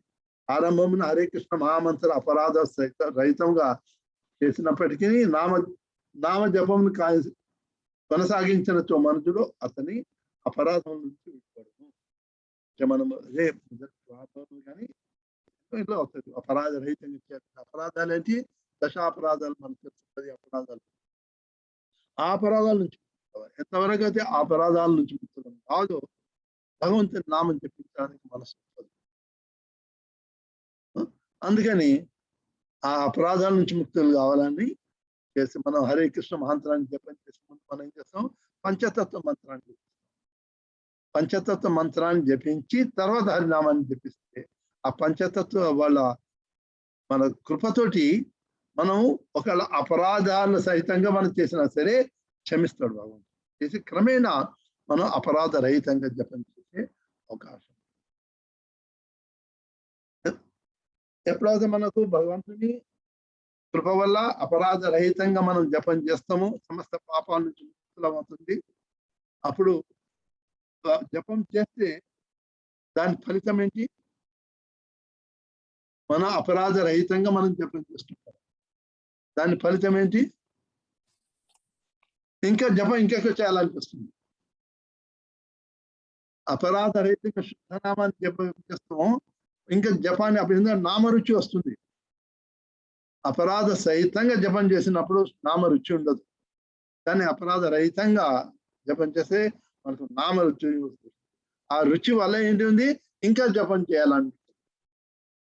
అంటే నిరంతరం కొనసాగిపోతుంది. ప్రపంచం వారు అంటారు హరినామ సంకీర్తన అంటే నిరంతరం అయిపోతుంది. ఎంతవరకు మనం జపం చేస్తుంటామో శుద్ధమవుతామో ఇంకా జపం చేయాలి, ఇంకా జపం. తృప్తి అనేది ఉండదు. ఎందుకంటే భగవంతుని గుణగణాల్లో తృప్తి లేదు, అగాధమైంది. భాగవత్ పురాణం, భాగవతమే కానీ, భగవద్గీత కానీ, రామాయణమే కానీ, ఏ పురాణమైనా సరే అందులో అగాధమైంది, ఎవరికి అంతు తెలియదు. ఎవరంటే నేను భగవద్గీత మొత్తం నాకు తెలుసుకోండి, నాకు మొత్తం భాగవతం తెలుసు, మూర్ఖులు. ఎవరికి ఇంతవరకు భాగవతం అంతం ఎవరికి తెలియదు. భాగవంతాన్ని మొత్తం అర్థం చేసుకోవడం ఏంటి, ఆ భగవంతుని యొక్క గుణగణాల నుంచి అర్థం చేసుకోవడం. కానీ అనంత భగవంతుడు సహస్రముఖాలతోటి సృష్టి మొదలైనప్పటి నుంచి ఇప్పటి వరకు భగవంతుని నామరూప గుణాలను వర్తిస్తుంటే వేదాలంటే నేతి నేతి అని ఇంకా కాలేదు, ఇంకా ముందు వెళ్ళాలి. అనంత శేషుడు సహస్రముఖాలతో వర్ణించిన పూర్తి కానప్పుడు మనకెక్కడ ఉంది? అందుకని ఎందుకంటే అనంతం భగవంతుని గురించి తెలియదు. హరి అనంత, హరి కథ అనంత. భగవంతుడు అనంత ఇన్ఫినైట్, అతని గురించి మనం మన ఇన్ఫినైట్ ఏ విధంగా మనం భగవంతుని గురించి. అందుకని మనం చెప్పగలిగే శక్తి ఉన్నంత వరకు మనం చెప్తాము. ఇంతవరకు ఎవరైనా సముద్రం యొక్క అంతు కొన్నారా? భౌతిక సముద్రాలు ఉన్నాయి, ఎవరైనా సముద్రం లోతు అని ఎవరైనా చెప్పగలరా? లేదు. 10,000 మీటర్స్ డెప్త్ వరకు వెళ్ళగలరు అంతే. దానికన్నా ముందు ఇంకా లోపలికి వెళ్ళే శక్తి ఏ సైన్స్ కు లేదు. చూడండి, ఇంటర్నెట్ లో మీకు దొరుకుతుంది. ఎందుకంటే ఈవెన్ 10,000 కూడా వాళ్ళు చేసిన క్యాప్సూల్ ఎలా ఉందంటే అంత వాటర్ ప్రెషర్ చాలా కష్టంగా సహిస్తుంది అన్నమాట. ఆ లోపలికి వెళ్ళిన వాటర్ ప్రెషర్ ఎంత ఉందో ఓషన్ లో తట్టుకునే శక్తి ఏ మెటల్ కు లేదు. వాళ్ళు రాస్తారేమంటే ఈవెన్ 10,000 వెళ్ళినా సరే వాళ్ళకు ఒక భయంకరమైన శబ్దం ఇస్తుంది, కానీ ఆ కంటైనర్ మొత్తం సౌండ్ ప్రూఫ్ అయినా సరే వాళ్ళకి శబ్దాలు వినిపిస్తున్నాయి, భయంకరమైన. అందుకని సముద్రం లోతు ఏ విధంగా ఎవరికి అర్థం కాదో అదేవిధంగా భగవంతుని తత్వం గురించి ఎవరికి అర్థం కాదు. ఒక్కొక్కరు భక్తులు వాళ్ళ శుద్ధి ఎంత ఉందో దానికి అనుసారంగా భగవంతుడు తన గురించి అతనికి ప్రకటిస్తాడు. అందువల్ల భాగవతం ఇవన్నీ పురాణాలు మనం చదువుతాం, కానీ మన శుద్ధి ఎంత ఉంది, మన సమర్పణ ఎంత ఉంది, దాని గురించి అంతవరకే మనం భగవంతుడు మనకు తెలుసుకునే అవకాశము ఇస్తాడు మనకు. దానివల్ల మనం సమస్త పాపాల నుంచి ఎప్పుడైతే భగవంతుని నిరంతర స్మరణ చేస్తుంటే ఆటోమేటిక్గానే భగవంతుని కృప ఉంది, సమస్త పాపం. కానీ భగవంతుని స్మరణ లేకుండా ఎవరైనా సరే వేరే ఉపాయాలను తీసుకొని నేను పాపం నుంచి ముక్తులు కావాలి అనుకుంటే అసంభవం, సాధ్యం కాదు. ఎందుకంటే వేరే భగవంతుని భక్తి నామస్మరణ లేకుండా వేరే పని చేసినా సరే వాళ్ళకు పతనం అవశ్యం అవుతుంది, ఈ రోజు కాకుండా రేపు. కానీ భక్తులకు పతనం ఉండదు. నిన్న కూడా ప్రసంగంలో చెప్పాం కదా, భగవంతుడు అపిచేసి దురాచారో భక్తే మామన్య భాగ్ సాధురేవై మంతవ్యం సమ్యక్ వ్యవస్థితో ఇష్ట. అదే విధంగా యమరాజు కూడా చెప్తాడు, ఏవం రిమిష్యతు ధియో భగవత్తనంతే సర్వాత్మనా విదదతే ఖలు భావయోగం ఏమేన దండమర్రతి అథ యజ్జమీషాం స్యాత్ పాతకం తదపి హంతి వృగాయవాతః. స్యాత్ పాతకం విమర్శ సుధియో. ఒకవేళ భగవంతుడు ఏమంటే యమరాజు ఏం చెప్తున్నాడంటే సాధారణంగా హరిభక్తులు ఎలాంటి పాపాలు చేయరు, ఎందుకంటే వాళ్ళ మనసు ఒప్పదు పాపకర్మలు చేయడానికి.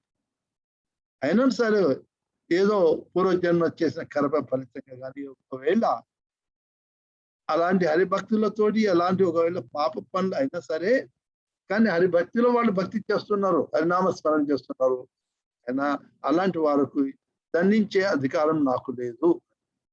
ఎందుకంటే వాళ్ళందరూ భగవంతునితో రక్షింపబడినవారు.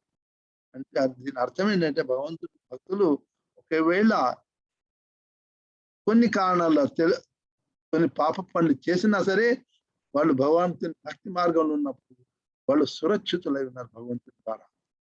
కేవలం భగవంతుని భక్తి వల్లని నామరూప గుణ లావణ్య వర్ణన చేస్తూ నామస్మరణ వల్లనే భగవద్ధామానికి వెళ్ళే అవకాశం ఉంది అని యమరాజులు కూడా చెప్తున్నారు, సమస్త ఆచార్య ఇక్కడ సమాప్తం చేస్తాం. ఎవరికైనా ప్రశ్నలు ఉంటే అడగవచ్చు.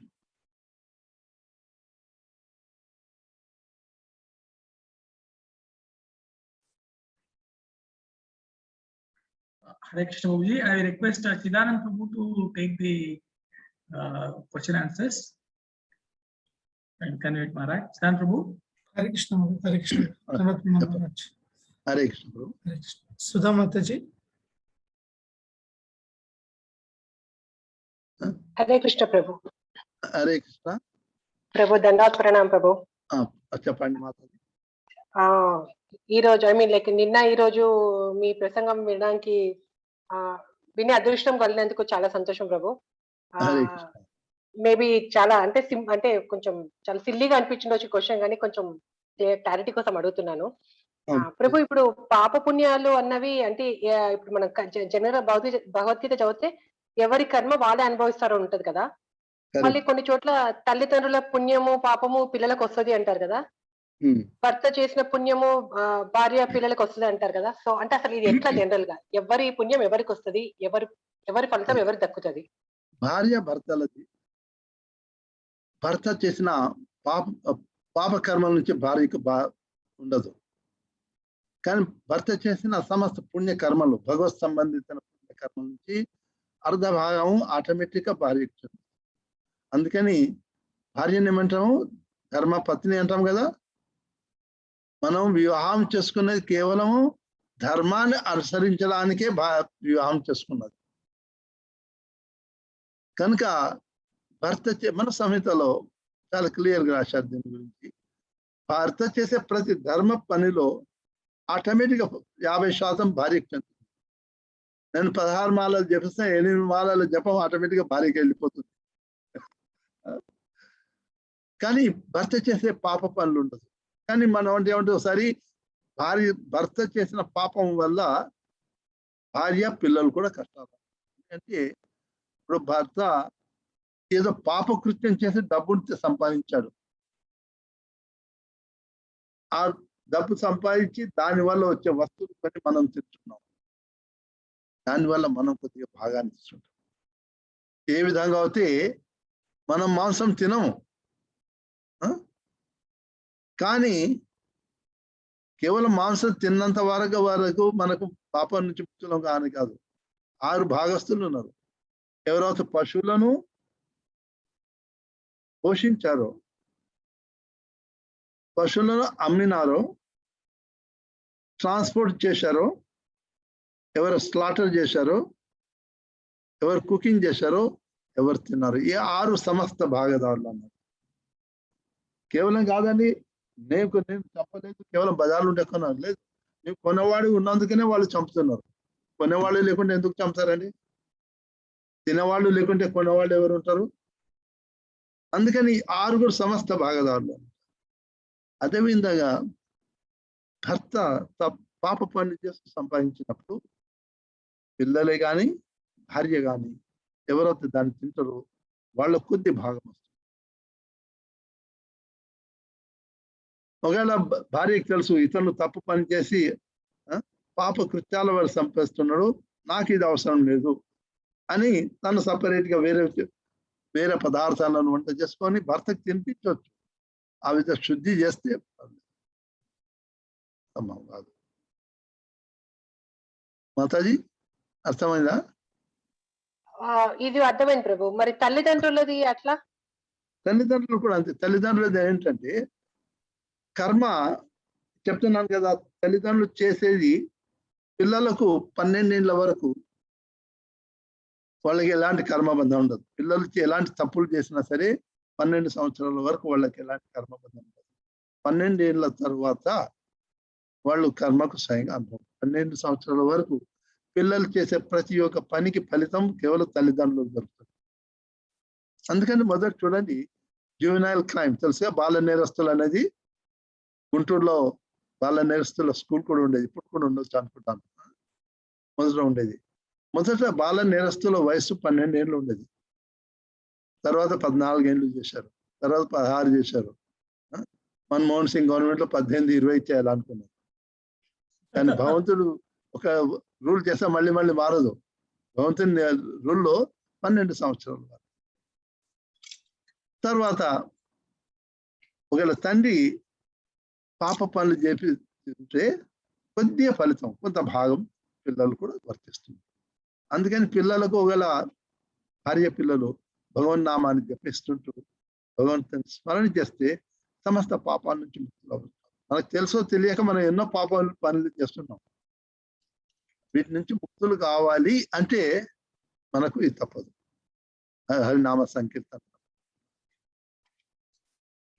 అందుకని మనం సరే నా భర్త సంపాదిస్తున్నాడు, కానీ భాగవతం ఇంకో చర్చ వస్తుంది. నారద మహర్షి మృగారి చర్చలో కూడా మృగారి అన్ని జీవులన్నీ చంపుతుంటే నారద మహర్షి వచ్చి నువ్వు ఇలా సగం ఎందుకు చంపుతున్నప్పుడు, చంపాలంటే పుడితే చంపాయి, నువ్వు సగం చంపిస్తున్నావు, ఎంత బాధపడుతున్నా, నాకు దీంతో ఆనందం ఉంది. నువ్వు ఎందుకు చంపుతున్నావు అంటే నా భార్య పిల్లలను పోషించాలి. సరే నారద మహర్షి అన్నాడు, నువ్వు భార్య దగ్గరికి వెళ్ళు, నీ తల్లిదండ్రులను అడుగు, నీవు చేసే పాప కర్మల నుంచి, నీవు చేస్తున్న పాప కర్మం కేవలం మిమ్మల్ని పోషించడానికే కనుక మీరు దీంట్లో ఏమైనా భాగం తీసుకుంటారా అని. కానీ మృగారంటే నేను అక్కడ వెళ్తే నువ్వు పారిపోతావు కదా, నన్ను కట్టి. మృగారి నారద మహర్షిని చెట్టు కట్టేశాడు. కట్టి ఇంటికి వెళ్ళిపోయాడు. భార్యని అడిగాడు, నిన్ను పోషించడానికి నేను రోజు జంతువులను చంపులు తీసుకొస్తున్నా, దీంట్లో పాపం ఉంటే నీకు కొంత భాగం తీసుకుంటా. లేదు, నువ్వు నా భర్త అంటే భరణం పోషణం చేశాడు భర్త, అది నీ కర్తవ్యం, నాకేం లేదు. నీవు ఎలాంటి పని చేసినా నాకేం లేదు, కానీ నాకు మనం పోషిస్తున్నావు అంతే. అదేవిధంగా తల్లిదండ్రులు అన్నారు, చిన్నప్పుడు నేను మిమ్మల్ని పోషిస్తున్నావు, ఇప్పుడు మేము ముసలిళ్ళు అయినాము, మమ్మల్ని పోషించడం నీ కర్తవ్యం, నీవు ఎలాంటి పని చేస్తున్నావు దానికి నాకు సంబంధం లేదు. తర్వాత ఎప్పుడైతే మృగారి తిరిగి నారద మహర్షికి చెప్తే నారద మహర్షి అన్నాడు, ఇప్పుడు నీవు ఇంతమంది జీవులను చంపేశావు, నీవు ఎంత కష్టాన్ని అనుభవిస్తావు తెలియదు. అప్పుడు మృగారి అతని శరణాగతుడై భగవంత్ నామాన్ని చెప్పించాడు. అంటే ఈ కర్మ సిద్ధాంతం చాలా గుహ్యమంది. అందుకని 13వ అధ్యాయంలో భగవంతుడు కృష్ణుడు 24 అనుకుంటాను, కర్మణో అపి బోద్ధవ్యం. కర్మ యొక్క ఫలితం చాలా గుహ్యమైంది అనమాట. కేవలం మనం ఈ కర్మ చేస్తే ఇలా ఫలితం ఉంది అని చెప్పడానికి సంభవం కాదు. ఎలాంటి కర్మ వల్ల భార్య పిల్లలకు దొరుకుతుంది, ప్రతి ఒక్క కర్మ నుంచి కాదు, కానీ భర్త కానీ తండ్రి చేసే ఎలాంటి కర్మ వల్ల, అలాంటి కర్మ వల్ల తన పిల్లలు భార్యలు కూడా కొంత ఫలితాన్ని అనుభవించాలి. ఎంత ఫలితం అనుభవించాలనేది చాలా గుహ్యమైనది, అది యమరాజే చెప్పగలరు. అందుకని వాళ్ళు మహాజన్మ. మన సాధారణంగా మనకు తెలిసినంత వరకు భార్య యొక్క ధర్మము భర్తకు చెప్పడం, పిల్లల యొక్క ధర్మం కూడా తల్లిదండ్రులు తప్పు చేస్తుంటే సరే 12 ఏళ్ల తర్వాత పిల్లలు వాళ్ళ తల్లిదండ్రులకు చెప్పాలి, నాన్న నీవు చేస్తున్న తప్పు, ఇది తప్పి అని చెప్పాలి. ధర్మం చెప్పకుంటే కొంత భాగాన్ని, ఏ విధంగా అయితే ప్రజలు పాప పనులు చేస్తే 6వ భాగం రాజుకు చెందుతుంది, శిష్యులు తప్పు పని చేస్తే కొంత భాగం గురువు అనుభవించాలి. ఉదాహరణకి ఇది ఎలా అంటే అర్థం చేసుకోండి, నేనేదో ఒక విధంగా పాపం పని చేశాను, జైలు దొరికింది నాకు, జైల్లో కూర్చున్నా, కానీ గోపిజన కృష్ణ ప్రభు వచ్చి నాకు బెయిల్ ఇప్పించాడు. ఆ బెయిల్ కండిషన్ ఏముంది, ప్రతి వారానికి ఒక రోజున నేను పోలీస్ స్టేషన్లో రిపోర్ట్ చేయాలి అని ఒక వారం 2 వారాలు రిపోర్ట్ చేశాను. తర్వాత నేను ఎక్కడికి వెళ్తాను, అదృశ్యం అయిపోయాను. పోలీసులు నా ఇంటికి వస్తారు, నేను లేను. అప్పుడు పోలీసులు ఎవరి దగ్గరికి వెళ్తారు, వెళ్తారండి? గోపిజన ప్రభు దగ్గరికి. ఎందుకంటే అతను నాకు బెయిల్ ఇచ్చాడు. అయ్యా నాకు తెలియదు అంటే, సరే తెలియదు, మంచిది, బెయిల్ ఒకటి వేకెన్సీ ఉంది, అతని దగ్గర నీవు ఉండాలి. అతనేం తప్పు చేయలేదు, కానీ అతను బాధ్యత తీసుకున్నాడు. అదేవిధంగా గురువు కూడా ఎప్పుడైతే దీక్ష చేస్తారో, భగవంతుని దీక్షలో ఏముంది, మన అగ్నిహోత్ర యజ్ఞ పురుషుడు భగవంతుడు. గురువు ఏం చేస్తాడంటే, ఏ పరబ్రహ్మ నీవు చెప్పిన సమస్త విధానాలను నియమాలను పాటిస్తానని జీవుడు వ్రతం తీసుకున్నాడు, సంకల్పం తీసుకున్నాడు. నేను బాధ్యత తీసుకుంటాను, ఈ జీవుని నీ చరణకములో ఇస్తున్నాను, స్వీకరించండి అని. ఎంతవరకు శిష్యుడు సమస్త నియమాలను పాటిస్తూ భక్తి చేస్తాడో అంతవరకు పాపాల నుంచి, ఫలితం నుంచి ముక్తుడు అవుతాడు. అనేది ఎప్పుడైతే నియమాలను ఉల్లంఘిస్తాడో అప్పుడు అతని పాప ఫలాన్ని అనుభవించాలి. గురువు అతని బాధ్యత తెలుసుకున్నందుకు కూడా గురువు కూడా కొంత ఫలితాన్ని అనుభవించాల్సి ఉంటుంది, ఇద్దరు అనుభవిస్తారు. అదేవిధంగా తల్లిదండ్రులు చేసే కర్మలు కూడా పిల్లలు కూడా అనుభవిస్తారు కొంత. కానీ ఖచ్చితంగా ఈ కర్మ వల్ల వీళ్ళు అనుభవిస్తారని చెప్పడం కష్టం. అది యమధర్మరాజు చెప్తారు. కర్మలు ఎన్నో రకాల కర్మలు ఉంటాయి. కొన్ని కర్మాలు చేసేది పాపం వల్ల చేసి మనం తెలిసి చేస్తాం, కొన్ని తెలియక చేస్తాం. రెండు ఫలితం వేరేగా ఉంటుంది. మాతాజీ క్లియర్ మీకు? హరే కృష్ణ ప్రభు. అర్థమైంది ప్రభు. థ్యాంక్ యూ ప్రభు. Hare Krishna. Thank you very much. Hare Krishna ప్రభు. Thank you Maharaj. హరే కృష్ణ. గోపిచంద్ ప్రభు. Hare Krishna Maharaj. Hare Krishna. Maharaj, while you were saying the class, Maharaj that పరమపదం పొందారు అనేసి ఆ తర్వాత నెక్స్ట్ మీరు అన్నారు సాహిత్య ముక్తి పొందారు అని. సో కొంచెం దీన్ని ఎక్స్ప్లెయిన్ చేస్తారా? పరమపదంలో కూడా ఎన్నో భాగాలు ఉన్నాయి. 5 రకాలైన ముక్తి: సాయుజ్య ముక్తి, సారూప్య ముక్తి, సామీప్య ముక్తి, శ్రాష్టి ముక్తి. వైష్ణవులు సాయుధ్య ముక్తి అంటే కైవల్యం అంటాం కదా మనం. భగవంతునిలో లీనమైతే సాయుధ్య ముక్తి, మనం కైవల్యం కూడా. సో పరమపదము అంటే ముక్తి. ఇవన్నీ పరమపదానికి వచ్చింది. మిగతా వైకుంఠం కూడా పరమపదమే. అన్ని పరమపదమే, కానీ అందులో భాగాలు ఉన్నాయి. కొందరు సాయుధ్య ముక్తి చెందిన వాళ్ళు వాళ్ళ అంతటికి వెళ్ళినా సరే వాళ్ళు పడిపోయే అవకాశం ఉంది. ఎందుకంటే వాళ్ళు భక్తి మార్గాన్ని భగవంతుడి సేవ ఉష్మదాంగ్రి వాళ్ళని సేవ చేయలేదు. ఆరువ కృచ్చేన పరం పదం తథ పతంతి అనాదృత ఉష్మదాంగ్రి. అనాదృత అంటే విస్మరించారు. భగవంతుని చరణకమల సేవ అంటే భక్తి అన్నాడు. భక్తి చేయలేదు, మిగతా అన్ని చేశారు కనుక వాళ్ళు పడిపోతారు.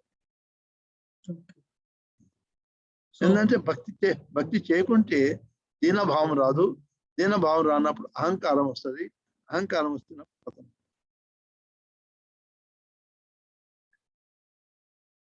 సో ఒక విధంగా మనము పరంపదాన్ని ముక్తికి అనుయాయ పదంగా యూజ్ చేయొచ్చు. పరంపదం ఓకే, పరంపదం ఉంది, అందులో మళ్ళీ ఎన్నో మార్గాలు ఉంటాయి కదా. మహారాజ్ మీరు చైతన్య చరితామృతాల్లో కూడా రెఫర్ చేస్తారు, చాలా సార్లు రెఫర్ చేస్తారు, కానీ I could not get the Shridhar Swami Maharaj who has been referred. By chance, can we have more details on him? And which place he is from, and when he was there? Was he before Madhvacharya and Ramanujacharya and Shankaracharya? No. Not before that. Chaitanya Mahaprabhu gana before ante. So he was from. He's not from Gaudiya Sampradaya. Is from if I'm not wrong, it is what is Rudra Sampradaya. Okay. అయినా సరే ఎవరైనా సరే అతను వైష్ణవులే. ప్రధాన ఒకరు అందరూ వైష్ణవులే, ఏ సంప్రదాయం అయినా సరే, కానీ ఒక్కొక్కరు ఒక మార్గానికి వెళుతున్నారు. మనకు హరికృష్ణ జపం మంచిది అనిపించింది, మనం గౌడీయ సంప్రదాయానికి వచ్చాం. కొన్ని నారాయణ మంత్రం జపించుకుంటుంది, వాళ్ళు శ్రీ సంప్రదాయానికి వెళ్తారు. అందరూ వైష్ణవులు. Thank you Maharaj. ప్రభు చిన్న క్వశ్చన్ ప్రభు. భర్త చెప్పండి. చేస్తే భార్యకి పుణ్యం వస్తుంది అన్నారు కదా, మరి భార్య పుణ్యం చేసి పాపం చేస్తే భర్త పోతుందా పోదా? భార్య పుణ్యం చేస్తే భర్త చెందాలి, కానీ భార్య పాపం చేస్తే భర్త వస్తుంది. ఈ విషయంలో ఇప్పుడు నా దగ్గర లేదు, మళ్ళీ ఎప్పుడన్నా మీతో మాట్లాడితే రెఫరెన్స్ ఇస్తాను, మనుస్మృతిలో వస్తుంది. అందులో గురువు, భర్త, రాజు ముగ్గురి గురించి చెప్తారు అంట. జనాలు పాప పనులు చేస్తే రాజు అనుభవించాలి కొంత భాగం, 6వ భాగాన్ని, పూర్తి కాదు, కొద్ది భాగాన్ని. అదేవిధంగా భార్య తప్పు చేస్తే భర్తకు ఫలితం అనుభవించాలి.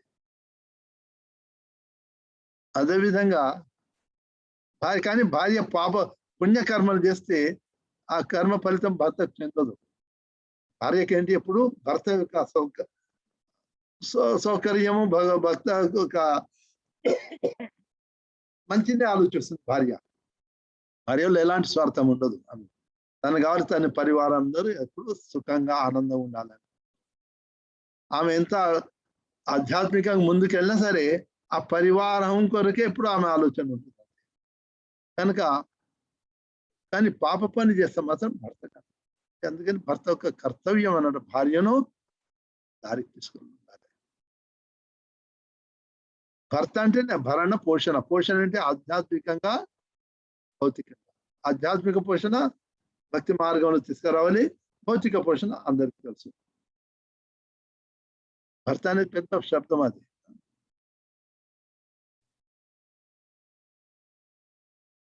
క్లియరా మాతాజీ?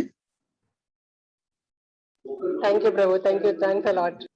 Thank you Maharaj. హరే కృష్ణ. సనాతన్ ప్రభు, ప్రభు మ్యూట్ లో ఉన్నారు మీరు. హరే కృష్ణ మహారాజ్, ధన్యవాదాలు. హరే మహారాజ్, అంటే క్లాస్ గురించి డైరెక్ట్ గా ఈ టాపిక్ గురించి కాదు, కానీ ఇప్పుడు అంటే మీ జీవితంలో మీరు అదే ముందు సైనికునిగా అంటే మిలిటరీ దాంట్లో చేసి దాని తర్వాత ఇక్కడికి వచ్చారు అన్నట్టు చెప్పారు కదా.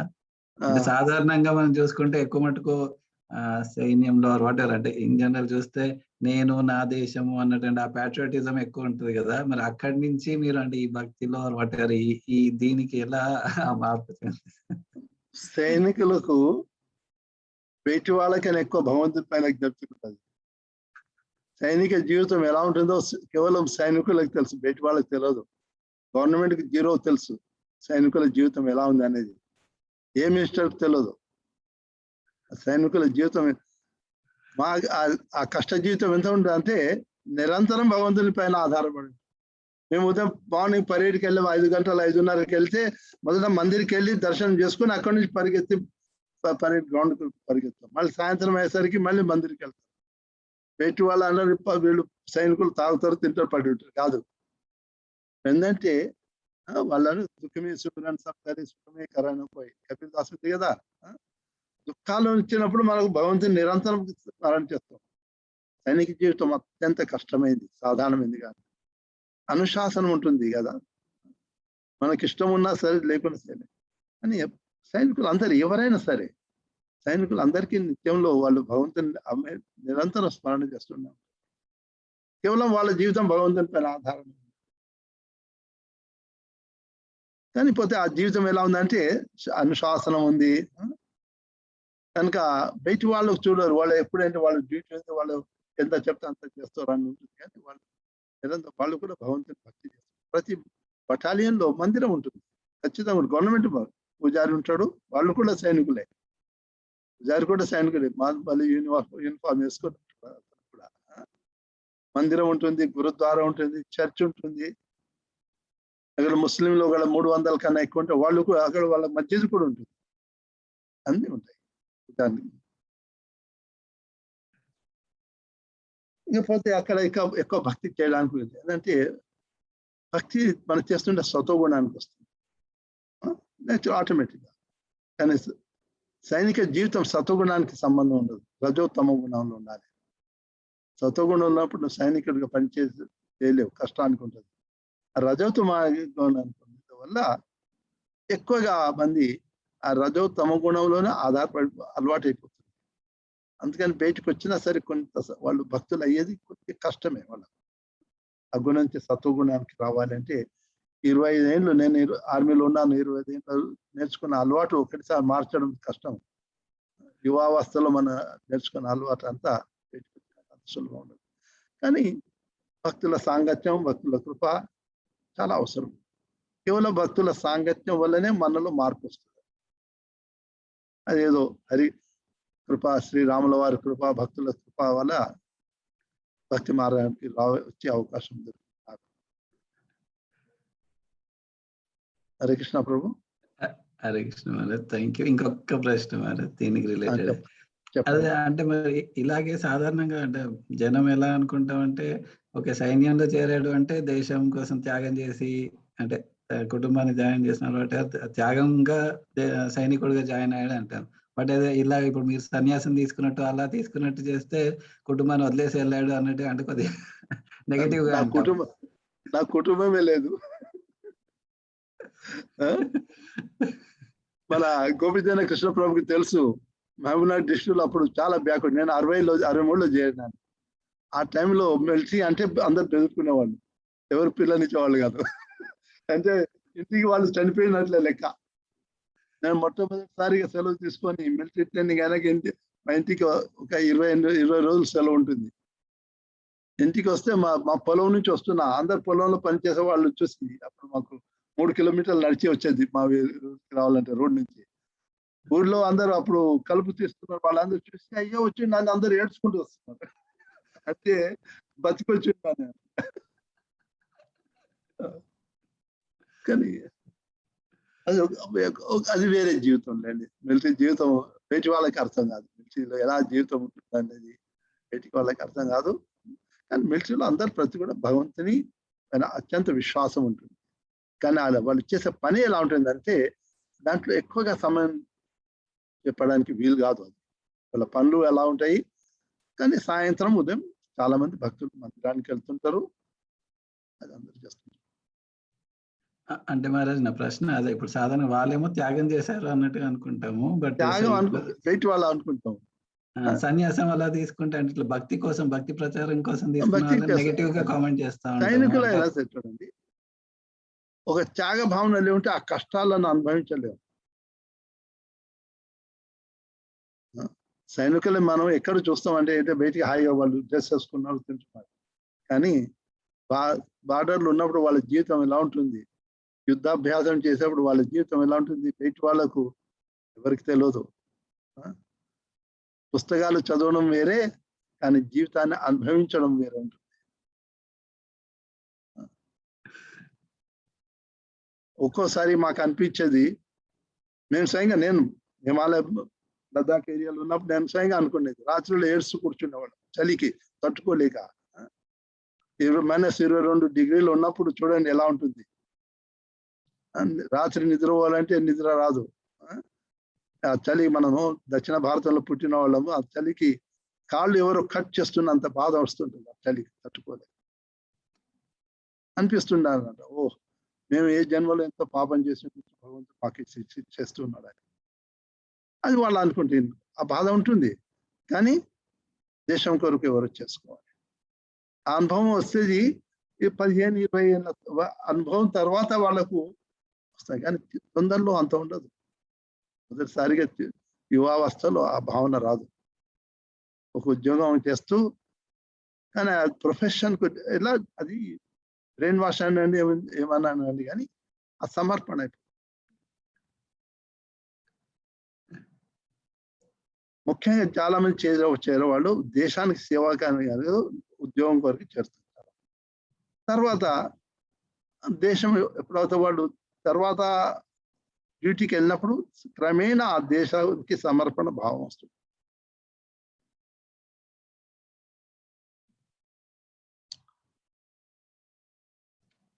మీరు ఎట్లా మోటివేట్ అయ్యారు ప్రభు? అంటే సైన్యం నుంచి ఇక్కడ ఈ ఇస్కాన్ బాత్ లోకి ఎట్లా వచ్చారు? నేను ప్రభు చెప్పారు కదా, నేను బొట్సాలో ఉన్నప్పుడు మొట్టమొదటి నేను 86లో బొట్సాలో వాళ్ళకి ట్రైనింగ్ ఇవ్వడానికి వచ్చాను. 86లో మొదటిసారిగా నేను అమెరికా వెళ్ళాను. అప్పుడు ఎందుకంటే ఇండియాలో ఉంటూ ఆర్మీ నుంచి బయటికి వెళ్ళడం కష్టం, పర్మిషన్ సెక్యూరిటీ క్లియరెన్స్ దొరకదు. అవుట్ ఆఫ్ కంట్రీ నేను ఉన్నాను కనుక సెక్యూరిటీ క్లియరెన్స్ ఆల్రెడీ ఉంది. అందుకే హై కమిషన్ పర్మిషన్ తీసుకొని మాకు సంవత్సరానికి సెలవు ఉంటుంది. ఆ సెలవు ఇండియాకి వెళ్ళకుండా యూరోప్ అండ్ అమెరికా అదే డబ్బుతోటి అదే టికెట్ తోటి గవర్నమెంట్ టికెట్ తోటి అడ్జస్ట్ చేసుకొని యూరోప్ అమెరికాకి వెళ్ళాను. అమెరికాలో 4th July 1986 అది చెప్తుంది. వాళ్ళు ఇండిపెండెన్స్ డే వాషింగ్టన్ లో నేను మార్నింగ్ బస్సు దిగి సరికి 6 గంటలకు భగవద్గీత పారాయణం వినిపిస్తుంది. అమెరికాలో వాషింగ్టన్ లో ఉదయం 6 గంటలకి ఏంటి భగవద్గీత శ్లోకాలు మన ఘంటసాలది అదే రికార్డు పెట్టారు అనేది. నేను ఎక్కడి నుంచి వస్తుంది అని స్నానం చేసి బ్రేక్ఫాస్ట్ చేసుకున్నాక వెళ్తుంటే 5-6 కిలోమీటర్లు నడిచినాక ఒక టెంట్ దొరికింది ఒక హిల్ టాప్ లో. అది నాకు తెలియదు, అది 4 జూలై వాళ్ళ ఇండిపెండెన్స్ సెలబ్రేషన్. వాళ్ళు ఇస్కాన్ వాళ్ళు బుక్ స్టాల్ పెట్టారు. అక్కడికి వెళ్ళి భగవద్గీత ఉంటే తెరిచి చూస్తున్నా. అంతలో మాతాజీ వచ్చింది. Do you know Bhagavad Gita? చూస్తారు ఈ అమెరికన్ అమ్మాయి కానీ మన వాళ్ళ తిలక్ పెట్టుకుంది, వైష్ణవ డ్రెస్సులు వేసుకుంది, సారీ అందంగా కనిపించారు. వీళ్ళు ఏంటి ఇలా ఉన్నారని నేను కలకత్తాలో విన్నాను కానీ ఎప్పుడు కలవలేదు వాళ్ళు ఇస్కాన్ వాళ్ళకు. ఎందుకంటే ఫారినర్స్ తో కలవడం మాకు నిషేధం అన్నమాట. ముఖ్యంగా ఆ టైంలో 70s లో మేము చూసేవాళ్ళం ఇస్కాన్ వాళ్ళని కలకత్తాలో హరినామ సంకీర్తన చేస్తూ, కానీ ఫారినర్స్ తో కలవకూడదు, ప్రొహిబిటెడ్. ఆమె చెప్పింది యూనో అయితే టైంలో సో సరే ఆ మాట్లాడుతూ హాఫ్ అన్ అవర్ తర్వాత మాట్లాడాము. వెళ్తుంటే లేనో వేరే going back no prasadam wait for half an hour 9:30 starting. 9:30 తర్వాత ప్రసాదం తీసుకున్నాక తర్వాత మళ్ళీ ఆమె వచ్చింది. వేరే గోయింగ్ అయితే ఇక్కడ నుంచి న్యూయార్క్ వెళ్ళిపోతాను నైట్ బస్ లో. Okay today Friday, tomorrow Saturday you will go there. Sunday Brooklyn టెంపుల్కి వెళ్ళు, చాలా మంచి టెంపుల్ అని ఆమె అడ్రస్ ఇచ్చింది. అక్కడికి వెళ్ళాం. ఫస్ట్ సారి ఇస్కాన్ టెంపుల్లో ప్రసాదం తీసుకోవడము వెళ్ళాము. బహుశా ఆమె కృప కావచ్చు. తర్వాత 1991లో దేవికినందన ప్రభు బహుశా అతను స్టార్ట్ చేశాడు. ఇక్కడ ఎవరి సత్సంగా అవుతున్నా సరే నేను వెళ్ళవన్నా. నేను హిందూ సొసైటీలో రామాయణం అక్కడ బొత్సానాలో ప్రతి వారం ఒక రామాయణం ఉంది. వారానికి నెలకు అఖండ రామాయణ పాఠం 2 సార్లు కనీసం అయిపోయేది. నేను ఎప్పుడు అక్కడ రామాయణ పాఠం ఉండేది. వాళ్ళు దేవికినందన్ ప్రభు టెంపుల్ హాల్ కావాలని వచ్చి అడిగాడు. నేను టెంపుల్ హాల్ అలొకేట్ చేసేది. ఆ విధంగా కృష్ణదాస్ స్వామి మొదటిసారి భగవద్గీత లెక్చర్ ఇస్తుంటే వాళ్ళ లెక్చర్ అటెండ్ చేస్తాను. తర్వాత అటెండ్ చేస్తూ వచ్చాను. కేవలం భక్తి మార్గం రావడానికి భక్తులు నా వరకు అయితే దేవికినందన్ ప్రభు ప్రోత్సాహం, అతని ప్రోత్సాహం. వాళ్ళు ఫుడ్ ఫార్ లైఫ్ చేస్తుంటే వెళ్ళేవాడిని. వాళ్ళు ఏది ఉత్సవం నాకు మొదటి నుంచి అలవాటు ఉన్నారు. ఏదైనా ఉత్సవాలు ఇలాంటివి చేస్తుంటే నేను వెళ్ళేవాడిని. ఆర్మీలో ఉన్నప్పుడు కూడా మాకు అది అలవాటు. ఫంక్షన్ అవుతే మేము అందరు చేసుకోవాలి, అందరు కలిసి. జన్మాష్టమి ఇవన్నీ ఉంటాయి కదా, దీపావళి ఫెస్టివల్స్ ఉంటాయి. ఆర్మీలో కూడా చాలా పెద్దగా సెలబ్రేట్ అవుతుంది ఎలా జన్మాష్టమి అని. ఏదో భగవత్ కృప భక్తుల కృప వల్ల ఈ మార్గానికి రావడం. తర్వాత 2005లో మా గురు మహారాజ్ చెప్పారు టేక్ సన్యాసాన్ని. 2005లో మా తల్లి మా అమ్మగారి శరీరం వదిలారు. మా గురు మహారాజ్ తెలిసిపోయింది. Now you don't have to work, take సన్యాసం. నేను చెప్పాను నాకేం తెలియదు, ఏం చేయాలంటే నేను టేక్ సన్యాసం అప్లై చేశాను. 2009లో పరమ పూజ్య లోకనాథ్ స్వామి మహారాజ్ సన్యాసం చేశాను. ఇదేదో వైష్ణవుల కృప అంతే. నాలో అది సన్యాసి యోగం అని కాదు, వైష్ణవుల కృపతోటి ఇవన్నీ సాధ్యం. హరే కృష్ణ ప్రభు. హరే కృష్ణ. ఇంకొక ప్రశ్న, అంటే వీడియో మెసేజ్ పెట్టారు. అదే ఇప్పుడు అంటే మీ బోత్సానా టెంపుల్ గురించి ఇంకా అక్కడ ఎక్స్పీరియన్స్ గురించి కూడా ఏమైనా షేర్ చేయగలరు? బొత్సానా టెంపుల్ మొదట దేవికినందన్ ప్రభు ఇంట్లోనే అయ్యేది. 2007లో యాక్చువల్లీ ల్యాండ్ అవుతే 96లోనో 97లో ల్యాండ్ దొరికింది. కానీ ఎక్కువ మంది భక్తులు లేకుండా, ఇప్పుడు కూడా ఎక్కువ లేరు. అక్కడ ఉన్న ఇండియన్స్ అందరూ మన మిడిల్ ఈస్ట్ లో జాబ్కి వస్తారు, వెళ్ళిపోతారు. ఆ విధంగా అక్కడ సిటిజన్స్ చాలా తక్కువ. ఉంటే 300-400 మంది చిన్నోళ్ళు కాదు, బయట నుంచి వచ్చి సిటిజన్షిప్ తీసుకున్న వాళ్ళు అంతే. బిజినెస్ కమ్యూనిటీ 45-50 బిజినెస్ ఇండియన్స్ ఉంటారు. అందుకని 2007లో కన్స్ట్రక్షన్ మొదలైంది, 2012లో ఓపెన్ అయింది. ఇప్పుడు మీరు చూశారు కదా టెంపుల్, నిన్న ఓపెనింగ్ సెరమనీ చూశారు. అది 2012 రాధాష్టమి రోజు ఓపెన్. టెంపుల్ చాలా బాగుంది, కానీ దుర్భాగ్యవశత్తు అక్కడ ఇండియన్స్, అక్కడ కూడా 5 టెంపుల్ ఉన్నాయి. గుజరాత్ స్వామినారాయణ టెంపుల్ ఉంది, సౌత్ ఇండియన్ బాలాజీ టెంపుల్ ఉంది, సాయిబాబా టెంపుల్ ఉంది, హిందూ ధర్మసభ ఉంది. ఉన్నది మొత్తం ఇండియన్స్ కమ్యూనిటీ చాలా మంది తక్కువ, ఇందులో అందరూ డివైడ్ అయిపోతారు. అందుకని భక్తులు చాలా తక్కువ. అయినా సరే భగవంతుని పూజా సేవ దేవకినందన్ స్టాండర్డ్స్ డౌన్ కానివ్వడం, మొత్తం అతనే భరిస్తాడు, మొత్తం టెంపుల్ ఖర్చు అంతా బాగానే నడుస్తుంది. ఇప్పటికీ భవిష్యత్ అలా ఉంటుందో భగవంతుని తెలియదు. ఆఫ్రికన్స్ ను భక్తులు చేయడం అంత సులభం కాదు. ఒకసారి ట్రై చేసాం కూడా, ఇప్పటికైనా ట్రై చేస్తున్నాగా రారు. కొందరు వస్తే వాళ్ళు మొట్టమొదటి దొంగతనం చేస్తారు. 4 ఏళ్ళు 2017 or 18లో వాళ్ళు చాలా స్ట్రాంగ్ వాళ్ళు టెంపుల్ది, అయినా సరే డోర్ను ఓపెన్ చేసి ఉత్సవమూర్తులను దొంగతనం చేశారు. అదే రోజు నేను సౌత్ ఆఫ్రికా నుంచి బొట్సానా వెళ్ళాను. 15th May ఒక ఆఫ్రికన్ పర్సన్ వచ్చి కూర్చున్నవాడు. మధ్యాహ్నం వచ్చాడు, మళ్ళీ సాయంత్రం వచ్చాడు, సాయంకాలం సంధ్యారతికి కూడా వచ్చాడు. 9 గంటల వరకు ఉన్నాడు. ప్రసాదం ఇచ్చామంతా ఇచ్చాం. తర్వాత రాత్రి దొంగతనం చేశాడు. వాళ్ళకు భక్తి తక్కువ, కానీ ఇలాంటి పనులు. ఆఫ్రికన్స్ వాళ్ళకు భక్తి మార్గం తీసుకురావడం అంత సులభం కాదు, చాలా కష్టం. వాళ్ళంటే మేము చేస్తాం అని, కానీ ఏంటంటే వాళ్ళకు ఆ ప్రవర్తనలు మార్పు రాదు. వాళ్ళు 100 మంది భక్తులు అవుతే బహుశా 5-10 మంది బాగుండొచ్చు. మిగతా వాళ్ళు కొందరు చేరేవాళ్ళు, కొందరు అక్కడ చేసేవాళ్ళు. దేవకినందన్ వాళ్ళకు జాబ్ కూడా ఇప్పించాడు, సరే ఏదో భక్తికి వస్తున్నాడని, కానీ వాళ్ళ తిండి అలవాటు ఎంతవరకు మారదు అంతవరకు భక్తిలో తిండి పూర్తిగా మీకు తెలుసు. ఆఫ్రికాలో ప్రచారం అంత సులభం కాదు, ఆఫ్రికా చాలా కష్టం. ఇప్పుడేంటి ఆఫ్రికా, అమెరికా వెళ్ళండి, యూరోప్ వెళ్ళండి, ఎక్కడ వెళ్ళినా మొత్తం ఇండియన్సే. నేను అమెరికాలో ఎక్కడ చూసినా సరే ప్రతి టెంపుల్లో ఇండియన్సే మెయింటైన్ చేస్తున్నాం. ఎవరు కొత్తగా భక్తులు ఎవరిని అవ్వడం చూడలేదు. యూరోప్ లో కూడా అలాగే ఉంది.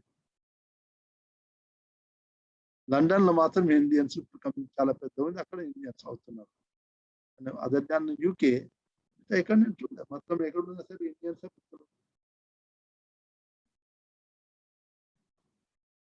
మన భారత శరీరం ఎలా ఉందంటే భక్తి సులభం. మన అందరూ గోత్రం అంటే మన అందరూ ఋషుల సంతానం భారతీయులందరూ కనుక వాళ్ళకు భక్తి స్వభావం. ఇప్పుడు చూడండి, క్రిస్టియన్సే కానీ ముస్లిం కానీ ఎవరు ప్రచారం ఎవరు చేస్తున్నారు? ముస్లిమ్స్ లో ప్రచారం చేస్తున్నది ఎవరు? ఇండియన్సే. క్రిస్టియన్స్ లో ప్రచారం చేస్తున్నది ఎవరు? ఇండియన్సే. అమెరికా కానీ యూరోప్కి వెళ్ళి చూడండి, కదా ఈ కన్వర్టెడ్ ఉన్న హిందూస్ ఉన్నారు కదా, వాళ్ళు ఎక్కడికి ఇంకా ప్రచారం చేస్తారు. నేను బ్రాహ్మణుడిని, అది ఎలా ఉంది ఇలా ఉంది అని చెప్పి ప్రచారం చేస్తారు. అంటే మన భారతీయ శరీరము ఇది భక్తి సులభం. మిగతా వాళ్ళ అది భక్తి ప్రధానమైంది, ఐశ్వర్య ప్రధానం, భోగ ప్రధానం. మన భారత శరీరం భక్తి ప్రధానమైంది, మిగతా శరీరాన్ని భోగ ప్రధానం. ఏదో ప్రపాదుల కృప అనాలి, అందరు వాళ్ళు భక్తులయ్యారు, కానీ ఇప్పుడు ఎవరు ఉండదు. హరే కృష్ణ ప్రభు. Thank you, Prabhuji. It was so nice, wonderful class. Now I request Sanatan Gokul Prabhu to give a takeaway, if it is okay, and thank Maharaj. There are no more. Okay. Hare Krishna Maharaj, thank you Maharaj. And thank you Gopichand Krishna Prabhuji, ఈ అవకాశం ఇచ్చినందుకు. నేను ప్రయత్నిస్తాను Prabhuji, and take away message నేను తీసుకున్నది. మహారాజ్ ముఖ్యంగా అంటే మీరు చెప్పిన వాళ్ళ క్లాస్లో టేక్ అవే పాయింట్స్ లో నాకు నచ్చినవి కొద్దిగా. అంటే మీరు యమరాజు ఎప్పుడైతే యమభటువులు నారాయణ పేరు తీసుకుంటారో యమధర్మరాజు కూడా సంతుష్టుడయ్యి, అంటే నరకంలో కూడా వాళ్ళు ఎట్లీస్ట్ భగవంతుని నామం తీసుకోగలిగారు అని చెప్పినారు కదా, అది చాలా బాగా పడుతుంది మహారాజ్. అంటే సో మనం కూడా అంటే అట్లీస్ట్ మనం ఉన్న పరిస్థితులు ఎలాంటి పరిస్థితుల్లో ఉన్నా కూడా భగవత్ నామం తీసుకోవడం ఇంపార్టెంట్ అనేది నాకు అది అర్థమైంది. అండ్ ఇంకోటి ముఖ్యంగా అది మీరు నిద్ర పోయే ముందు అండ్ నిద్ర లేవగానే ముఖ్యంగా గురువుకి, భగవంతునికి, భూదేవికి అందరికీ అంటే మన ప్రణామాలు అర్పించాలి అని అన్నారు. సో నిజంగా అదో మంచి పాయింట్ పడ్డది. అంటే దానికి నిదర్శనం కూడా మనం పొద్దున్నే లేవగానే భగవంతుడి నామం గుర్తొచ్చిందా లేదా అన్నది అది ఇంపార్టెంట్. సో అదొక నాకంటే చాలా నచ్చిన పాయింట్. మేబీ తప్పకుండా నేను ప్రయత్నిస్తాను నా జీవితంలో అవలంబించడానికి. అండ్ ధర్మ డెఫినేషన్ కూడా మీరు అదే పరోధర్మ ఇస్ యతో భక్తి రథోక్షజ అని భాగవతం శ్లోకం వర్ణిస్తూ, సో అది ఎలాగైతే ఆ తల్లిదండ్రుల ప్రేమ పిల్లల పైన ఉంటుందో అలాంటి అహేతుకి ప్రేమ అది ఉండాలి అన్నది. సో అలాంటి ప్రేమ మేము కూడా భగవంతుని పట్ల పెంచుకోవాలన్నది నాకు అర్థమైంది. అండ్ ముఖ్యంగా అజామలని జీవితము సంఘటన అది వివరిస్తూ, సో నామాభాష అవన్నీ కొద్దిగా వివరించి, సో భగవంతుని నామం జపం ద్వారా ఎంత లాభం చేకూరుతుందో అది తెలియజేశారు. సో తప్పకుండా అంటే మాకు కూడా ఈ కథ ద్వారా, మీ సాంగత్యం ద్వారా ఆ అభిరుచి ఇంకా పెరగాలని కోరుకుంటూ మీ ఆశీస్సులు కోరుకుంటున్నాం మహారాజ్. చాలా చాలా థ్యాంక్స్ మహారాజ్. హరే కృష్ణ, దండవత్తున్నాం. మీకు ఎప్పుడు అవసరం ఉన్నా గోపిచంద్ కృష్ణ ప్రభు, you can contact me. Thank you, Maharaj. Thank you, Maharaj. We can conclude with Narasimha prayer. I request Chidanand Prabhu. Your son is a sorry. Hare Krishna. Yes. Yeah, so we can conclude with the Narasimha prayer.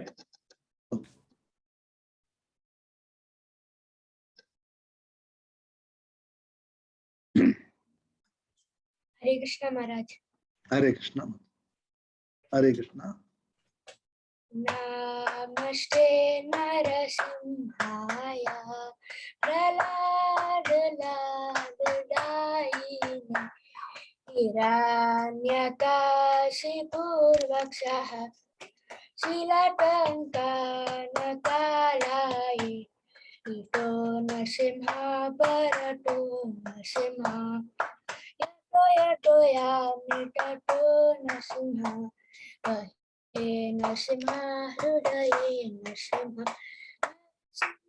Narasimhadim Saranam Prapati Tava Karakamala Naka Adbhuta Shringa Dalita Hiranyakashipurtana Vringa Kesavadrita Narahari Rupa Jai Jagadisha Hare Jai Jagadisha Hare